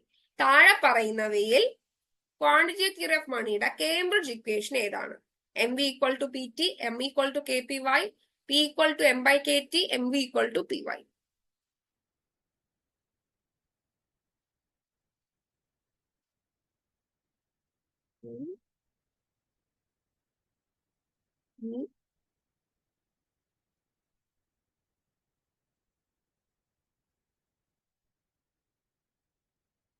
Very good, very good. Just B only, M=KPY. So M=KPY കൊണ്ട് ഉദ്ദേശിക്കുന്നത് എന്താണ്? Money supply എന്തിന്റെ equal എന്തിന്റെ തുല്യമാണ്? Equals a fraction of nominal income where K represents a proportion of income people wish to hold as cash balance. M എന്ന് പറയുന്ന മണി സപ്ലൈയും K ആൾക്കാർ കയ്യിൽ വെക്കാൻ മീൻസ് കയ്യിൽ വെക്കാൻ ആഗ്രഹിക്കുന്ന ഒരു ഫ്രാക്ഷൻ ഓഫ് ഇൻകവും, പി പ്രൈസ് ലെവലും, വൈ എന്താണ്? ആഗ്രിഗേറ്റ് റിയൽ ഇൻകം ആണ്. സോ ഇതാണ് M=KPY. ഇതാണ് നമ്മുടെ Cambridge equation. Which of the following best describes Pigu's interpretation of the quantity theory of money? താഴെ പറയുന്നവയിൽ പിഗുവിന്റെ ഇന്റർപ്രിട്ടേഷൻ ഏറ്റവും നല്ല രീതിയിൽ ഡിസ്ക്രൈബ് ചെയ്യുന്നത് എന്താണ്? ഇതും ഇത്തിരി കുഴപ്പിക്കുന്നതാണ്. It is based on transaction motives only. It includes both demand and supply of money, focused on the real balance effect. It assumes a fixed price level. Transaction motive മാത്രമേ ഉള്ളൂ. ഡിമാൻഡും സപ്ലൈ ഓഫ് മണി ഇൻക്ലൂഡ് ചെയ്യുന്നുണ്ട്. Real balance ഇഫക്റ്റിൽ focus ചെയ്യുന്നു. It assumes a fixed price level. So B.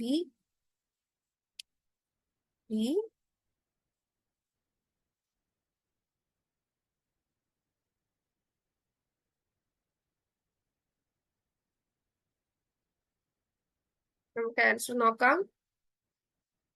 Answer C ആണ്. It focus on the real balance effect. പിഗു നമ്മുടെ കേംബ്രിഡ്ജുകാരുടെ കൂടെ ഉള്ളതാണെന്ന് ആലോചിക്കണം. കേംബ്രിഡ്ജുകാരെന്ന് വെച്ചാൽ എന്താണ്? അവര് ഡിമാൻഡും സപ്ലൈയും ഓൾറെഡി ഇൻക്ലൂഡ് ചെയ്യുന്നുണ്ട്. പക്ഷെ അവർ കൂടുതൽ ഫോക്കസ് ആർക്കാണ് കൊടുക്കുന്നത്? ഡിമാൻഡിനാണ് കൊടുക്കുന്നത്. ഇനി എന്തുകൊണ്ട് സി ആയെന്ന് നോക്കാം. പിഗു emphasize the real balance effect where changes in the real value of money balance affect consumption and economic activity. നമ്മളുടെ മണി ബാലൻസിലെ റിയൽ വാല്യൂ ആണ് കൺസംഷൻ ഇക്കണോമിക് ആക്ടിവിറ്റി ഇൻഫ്ലുവൻസ് ചെയ്യുന്നത്. അപ്പൊ ആ പിഗുവിന്റെ ഇക്വേഷൻ ഒന്നുകൂടി നോക്കിയിട്ട് പറഞ്ഞുതരാം. ഇതായിരുന്നു പിഗുവിന്റെ ഇക്വേഷൻ. നോക്ക്, ഇവിടെ പർച്ചേസിംഗ് പവർ ആണ് അദ്ദേഹം എടുത്തേക്കുന്നത്, പ്രൈസ് ലെവൽ അല്ല. അത് തന്നെ ഒരു റിയൽ ആയിട്ടുള്ള ഒരു കാര്യമാണ്. നോമിനൽ ആയിട്ടുള്ള കാര്യത്തിനെ അദ്ദേഹം അവിടെ ഇൻക്ലൂഡ് ചെയ്യുന്നില്ല. സോ പർച്ചേസിംഗ് പവർ ആണ് എടുത്തേക്കുന്നത്. പിന്നീട് അദ്ദേഹം എന്താ കാണിച്ചേക്കുന്നത്? Purchasing power is inversely related to the money supply അല്ലേ? പർച്ചേസിംഗ് പവറും മണി സപ്ലൈയും തമ്മിൽ ഇൻവേഴ്സ് റിലേഷൻഷിപ്പ് ആണ് ഇക്വേഷനിൽ കാണിച്ചേക്കുന്നത്. ഇനി ആർ എന്ന് വെച്ചാൽ എന്താണ്? റിയൽ റിസോഴ്സ് അല്ലെങ്കിൽ റിയൽ ഇൻകം ആണ്. കെ എന്ന് വെച്ചാൽ ഈ റിയൽ റിസോഴ്സസിന്റെ ഒരു ഫ്രാക്ഷൻ ആണ്. സോ അദ്ദേഹം റിയൽ ഇൻകം ഇഫക്റ്റ് ആണ് കൂടുതലായിട്ടും കൺസിഡർ ചെയ്തിട്ടുള്ളത്, നോമിനൽ ഇൻകം അല്ല. പി പ്രൈസ് ലെവൽ പോലും അദ്ദേഹം എടുക്കുന്നില്ല, പകരം എന്താണ്? പർച്ചേസിംഗ് പവർ ആണ് എടുക്കുന്നത്. നോമിനൽ പ്രൈസ് അല്ല, റിയൽ പ്രൈസ് ആണ് അദ്ദേഹം എടുക്കുന്നത്. ദെൻ റിയൽ ഇൻകം ആണ് എടുക്കുന്നത്. പിന്നെ അതിന്റെ ഒരു ഫ്രാക്ഷൻ ആണ് അദ്ദേഹം ഹോൾഡ് ചെയ്യാൻ വേണ്ടി ആൾക്കാരുടെ കയ്യിൽ വെച്ചു കൊടുത്തേക്കുന്നത്.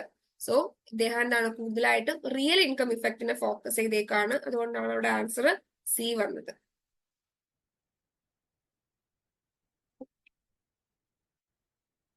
Focus on the real balance effect. എങ്ങനെയാണ് റിയൽ വാല്യൂ ഓഫ് മണി ഈ കൺസംഷൻ ഇക്കണോമിക് ആക്ടിവിറ്റിക്ക് അഫക്ട് ചെയ്യുന്നു, അതാണ് അദ്ദേഹം കൂടുതലായിട്ടും ഫോക്കസ് ചെയ്തത്. അതുകൊണ്ടാണ് answer C. It focus on the real balance effect. വിഷമിക്കേണ്ട, it was a nice attempt. നിങ്ങൾ അറ്റ്ലീസ്റ്റ് അത്രയും ചിന്തിച്ചത് പറഞ്ഞു. അടുത്തത്, according to the quantity theory of money, if the money supply grows faster than real output the result will be. ഇത് പഠിപ്പിക്കുന്നതാണ്. Real ഔട്ട്പുട്ടിനേക്കാൾ കൂടുതൽ മണി സപ്ലൈ കൂടുകയാണെങ്കിൽ റിസൾട്ട് എന്തായിരിക്കും?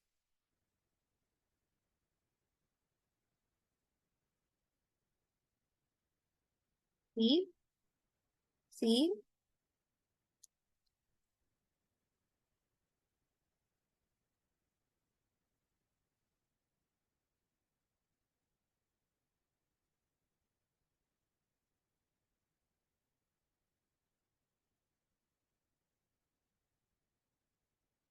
എല്ലാവരും ആൻസർ ആയതെന്ന് തോന്നുന്നു. According to the quantity theory of money, if the money supply grows faster than real output, the result will be hyperinflation. കാരണം എന്താണ്? റിയൽ ഔട്ട്പുട്ട് നമുക്കറിയാം അല്ലേ? റിയൽ ടേംസിലാണ്. മണി സപ്ലൈ എന്ന് പറയുമ്പോൾ അതിനേക്കാൾ കൂടുകയാണെങ്കിൽ അതിന്റെ അർത്ഥം എന്താണ്? റിയൽ ഔട്ട്പുട്ടിനേക്കാൾ കൂടുതൽ മണി സപ്ലൈ കൂടുകയെന്ന് വെച്ചാൽ മീൻസ് പ്രൈസ് ലെവൽ കൂടും. പ്രൈസ് ലെവൽ ഭയങ്കരമായിട്ട് കൂടും. അപ്പൊ എന്ത് സംഭവിക്കും? ഒരു വലിയ റൈസ് ഇൻ പ്രൈസ്, ഒരു huge rise in price level is called hyperinflation. So ഈ മണി സപ്ലൈ റിയൽ ഔട്ട്പുട്ടിനേക്കാൾ കൂടുതൽ, വളരെ കൂടുതൽ ഉയരുമ്പോൾ അല്ലെങ്കിൽ റൈസ് ചെയ്യുമ്പോൾ എന്താ സംഭവിക്കുക? It will lead to hyperinflation. So നമുക്ക് ഒന്നുകൂടെ ഒന്ന് റിവൈസ് ചെയ്യാം. നമ്മൾ ആദ്യം പണം എന്താണെന്ന് പഠിച്ചു. പണം എന്താണ്? Money is what money does അല്ലെ? പ്രൊഫസർ എ വോക്കറിന്റെ അഭിപ്രായത്തിൽ പണം ചെയ്യുന്നത് എന്താണോ അതാണ് പണം എന്ന് നമ്മൾ പഠിച്ചു. പിന്നീട് അതിന്റെ പ്രൈമറി ഫങ്ഷൻസ് പഠിച്ചു. മീഡിയം ഓഫ് എക്സ്ചേഞ്ച്, സാധനങ്ങളും സേവനങ്ങളും വാങ്ങാനും വിൽക്കാനും പണം ഉപയോഗിക്കുന്നുണ്ട്.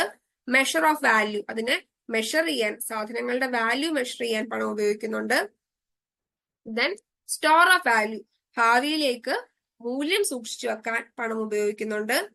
പിന്നെയോ അത് ഇത്രയായിരുന്നു പ്രൈമറി ഫങ്ഷൻസ്. ഇതിലെ ആദ്യത്തെ രണ്ട് ഫങ്ഷൻസും ക്ലാസിക്കൽ ഇക്കണോമിസ്റ്റുകൾ ഐഡന്റിഫൈ ചെയ്തിട്ടുണ്ട്. മൂന്നാമത്തെ ഫംഗ്ഷൻ ഐഡന്റിഫൈ ചെയ്ത ആരാണ്? കെയ്ൻസ് ആണ്. സ്റ്റോർ ഓഫ് വാല്യൂ എന്ന ഫംഗ്ഷൻ ഐഡന്റിഫൈ ചെയ്തേക്കുന്നത് കെയ്ൻസ് ആണ്. അദ്ദേഹം പറയുന്നതെന്ന് വെച്ചാൽ ഭാവിയിൽ റേറ്റ് ഓഫ് ഇൻട്രസ്റ്റ് മാറുമ്പോഴോ അല്ലെങ്കിൽ അങ്ങനെ എന്തെങ്കിലും ഒരു അൺഫോർസീൻ ആയിട്ടുള്ള കാര്യത്തിന് വേണ്ടിയിട്ട് പണം എന്ത് ചെയ്യുക, അതിന്റെ വാല്യൂ സ്റ്റോർ ചെയ്യാനായിട്ട് നമുക്ക് ഉപയോഗിക്കാം. പിന്നെ ഇത് ശരിക്കും ഒരു ഷിഫ്റ്റിംഗ് ഓഫ് പർച്ചേസിംഗ് പവർ ആണ്. എങ്ങോട്ടേക്ക്?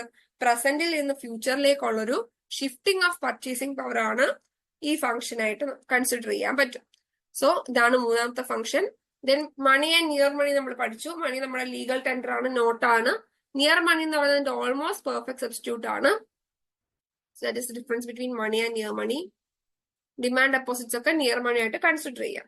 പിന്നെ നമ്മൾ നമ്മുടെ മെയിൻ ടോപ്പിക്കിലേക്ക് എത്തി. മണി ഡിമാൻഡ് എന്ന് വെച്ചാൽ എത്രമാത്രം ക്വാണ്ടിറ്റി ഓഫ് മണി ഹൗസ് ഹോൾഡ്സും ഫേംസും ഹോൾഡ് ചെയ്യാൻ ആഗ്രഹിക്കുന്നു, അതാണെന്ത് മണി ഡിമാൻഡ് എന്ന് പറയുന്നത്. ഇനി ഈ മണി ഡിമാൻഡ് എന്തുമായിട്ടാണ് നെഗറ്റീവ്ലി റിലേറ്റഡ്? ഇൻട്രസ്റ്റ് റേറ്റുമായിട്ട് നെഗറ്റീവ്ലി റിലേറ്റഡ് ആണ്. കാരണം എന്താണ്? ഇൻട്രസ്റ്റ് റേറ്റ് എന്ന് വെച്ചാൽ മണി ഡിമാൻഡിന്റെ ഓപ്പർച്യൂണിറ്റി കോസ്റ്റ് ആണ്. കയ്യിൽ പണം വെക്കുന്നതിനേക്കാൾ കൂടുതൽ നമ്മൾ എന്ത് ഇഷ്ടപ്പെടുന്നു? ബോണ്ടുകളിലോ മറ്റോ പണം നിക്ഷേപിച്ച് കൂടുതൽ ഇൻട്രസ്റ്റ് റേറ്റ് കിട്ടാനാണ് നമ്മളെല്ലാം ആഗ്രഹിക്കുന്നത്. സോ കയ്യിൽ പണം വെക്കാന്ന് വെച്ചാൽ എന്താണ്? ആ ഇൻട്രസ്റ്റ് റേറ്റ് ഞാൻ വേണ്ടെന്ന് വെക്കുകയാണെന്നാണ് അതിന്റെ അർത്ഥം. സോ ഇത് തമ്മിലൊരു നെഗറ്റീവ് റിലേഷൻഷിപ്പ് ഉണ്ട്. ഇൻട്രസ്റ്റ് റേറ്റ് കൂടുമ്പോൾ മണിയുടെ ഡിമാൻഡ് കുറയും, മണിയുടെ ഡിമാൻഡ് കൂടുമ്പോൾ അല്ലെങ്കിൽ ഇൻട്രസ്റ്റ് റേറ്റ് കുറയുമ്പോൾ മണിയുടെ ഡിമാൻഡ് കൂടും. ഒരു നെഗറ്റീവ് റിലേഷൻഷിപ്പ് ആണുള്ളത്. അതുകൊണ്ട് തന്നെ മണി ഡിമാൻഡ് കർവ് എന്താണ്? ഒരു ഡൗൺവേർഡ് സ്ലോപ്പിംഗ് ആണ്. ഈ നെഗറ്റീവ് സ്ലോപ്പ് എന്തുകൊണ്ടാണ്? കാരണം ഈ ഹയർ ഇൻട്രസ്റ്റ് റേറ്റ്സിൽ മണി ഡിമാൻഡ് കുറവും ലോവർ ഇൻട്രസ്റ്റ് റേറ്റ്സിൽ മണി ഡിമാൻഡ് കൂടുതലും ആയിരിക്കും. ഇത് അതിന്റെ ഓപ്പർച്യൂണിറ്റി കോസ്റ്റ് ആണ്. ഇതുകൊണ്ടാണ് എന്തുള്ളത്? ഒരു നെഗറ്റീവ് സ്ലോപ്പ് ഉള്ളത് മണി ഡിമാൻഡ് കർവിന്. ദെൻ എന്തൊക്കെ ഫാക്ടേഴ്സ് ആണ് എഫക്ട് ചെയ്യുന്നതെന്ന് നമ്മൾ നോക്കി. Interest rate. ഇൻട്രസ്റ്റ് റേറ്റ് എന്ന് വെച്ചാൽ എന്താണ്? നമ്മൾ നേരത്തെ പറഞ്ഞതുപോലെ തന്നെ ഓപ്പർച്യൂണിറ്റി കോസ്റ്റ് ആണ്. ഇത് തമ്മിലൊരു ഓപ്പോസിറ്റ് റിലേഷൻഷിപ്പ് ആണ് ഉള്ളത്. Then price level. പ്രൈസ് ലെവലും കൂടുമ്പോൾ എന്ത് ചെയ്യും? മണി ഡിമാൻഡ് കൂടും. കാരണം എന്താണ്? വില കൂടുമ്പോൾ ആൾക്കാർക്ക് സ്വാഭാവികമായിട്ടും കൂടുതൽ പണം കയ്യിൽ വെക്കേണ്ടി വരും. അതുകൊണ്ട് തന്നെ പ്രൈസ് കൂടുമ്പോൾ മണി ഡിമാൻഡ് കൂടും. ദെൻ ഇൻകം അല്ലെങ്കിൽ GDP. ഇൻകം എന്ന് വെച്ചാൽ എന്താണ്? നമ്മളുടെ വരുമാനം. വരുമാനം കൂടുമ്പോൾ നമ്മുടെ ഇക്കണോമിക് ആക്ടിവിറ്റി സ്വാഭാവികമായിട്ടും കൂടില്ലേ? അപ്പോഴെന്താണ്? പണത്തിനുള്ള ഡിമാൻഡ് കൂടും. Then risk associated with alternative assets. മറ്റ് അസറ്റ്സിൽ ഉണ്ടാകുന്ന റിസ്കുമായിട്ട് എങ്ങനെയാണ് ബന്ധപ്പെട്ടിരിക്കുന്നത്? മറ്റ് അസറ്റ്സിൽ റിസ്ക് ഉണ്ടെങ്കിൽ സ്വാഭാവികമായിട്ടും നമ്മൾ എന്ത് ചെയ്യും? പണം കയ്യിൽ വെക്കാൻ നോക്കും. അവിടെ കൊണ്ട് കളയണ്ടെന്ന് വെച്ചിട്ട് കയ്യിൽ വെക്കാൻ നോക്കും. സോ അതിന്റെ റിസ്ക് കൂടുന്തോറും നമ്മളുടെ മണി ഡിമാൻഡ് എന്ത് ചെയ്യും? കൂടിക്കൊണ്ടേയിരിക്കും. ഇനി അടുത്തതാണ് നമ്മൾ തിയറീസ് ഓഫ് മണി ഡിമാൻഡിലേക്ക് എത്തി. അത് മൂന്ന് സ്കൂൾ ഓഫ് തിയറീസ് ആണ് നമുക്ക് പഠിക്കാനുള്ളത്. Classical theory, Keynesian theory and post Keynesian theory. Classical തിയറിയുടെ ഹെഡിങ്ങിൽ വരുന്നതാണ് ഈ quantity theory of money.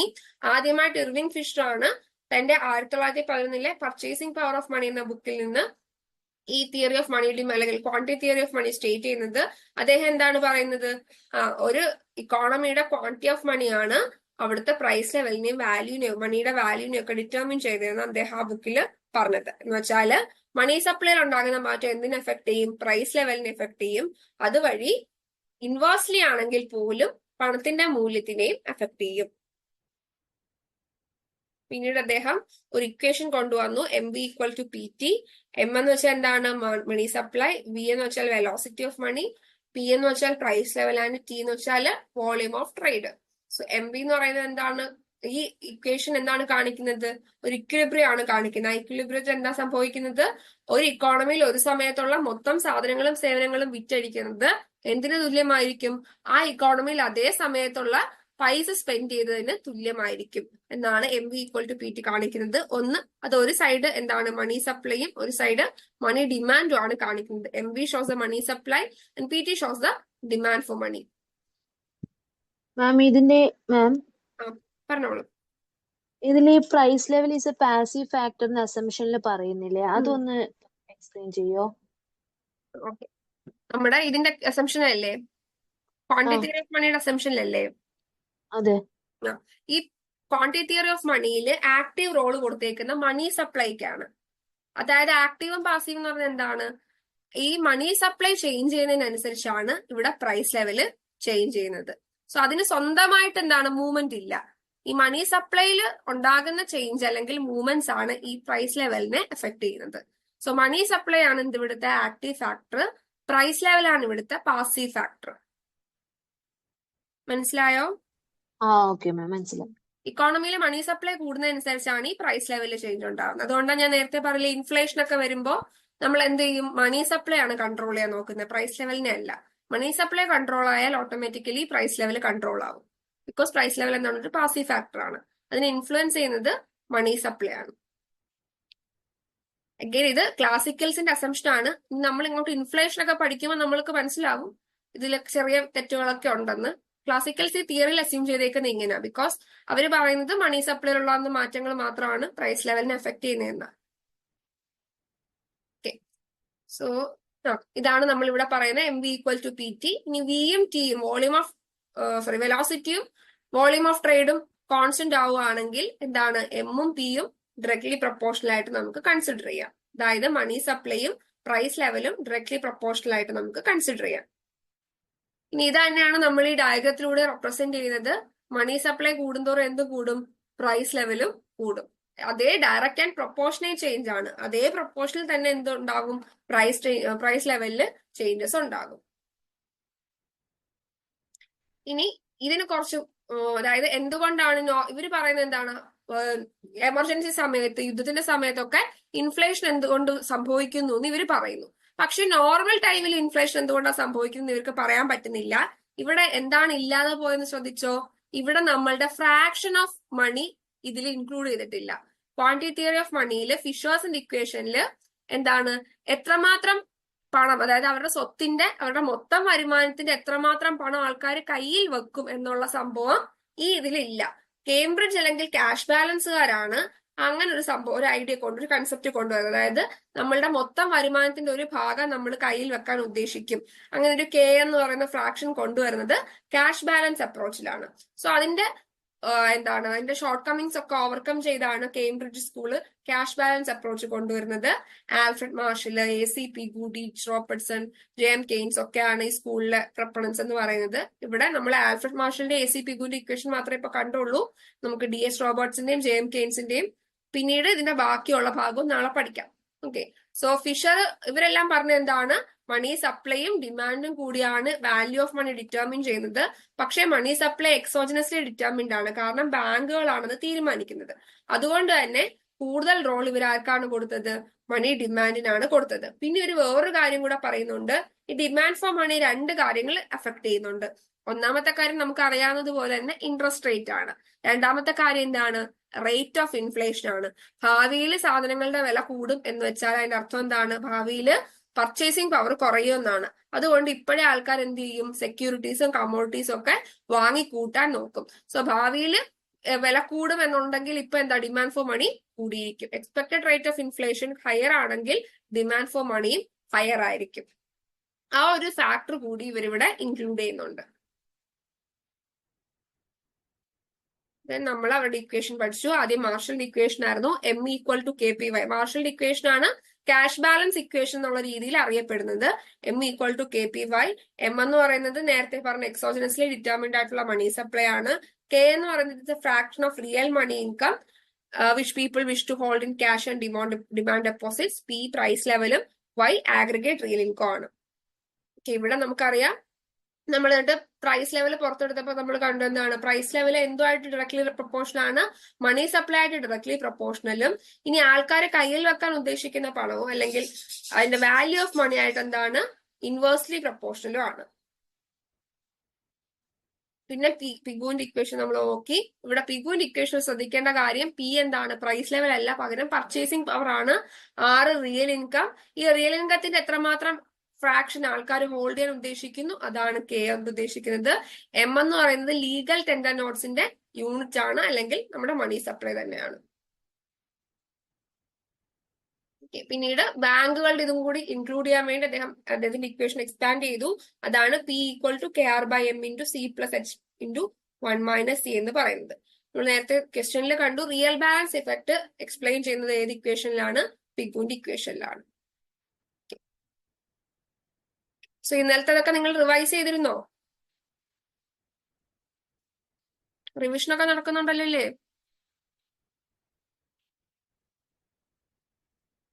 നടക്കുന്നില്ലേ?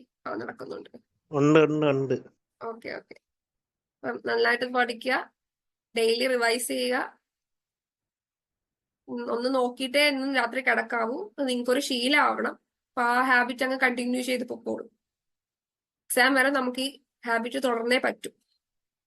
Okay, അപ്പൊ എല്ലാവർക്കും all the best. Good night. ഒന്ന് നോക്കിയിട്ട് കിടക്കാം. പഠിപ്പിച്ചൊന്ന് റിവൈസ് ചെയ്തിട്ട് കിടക്കാം.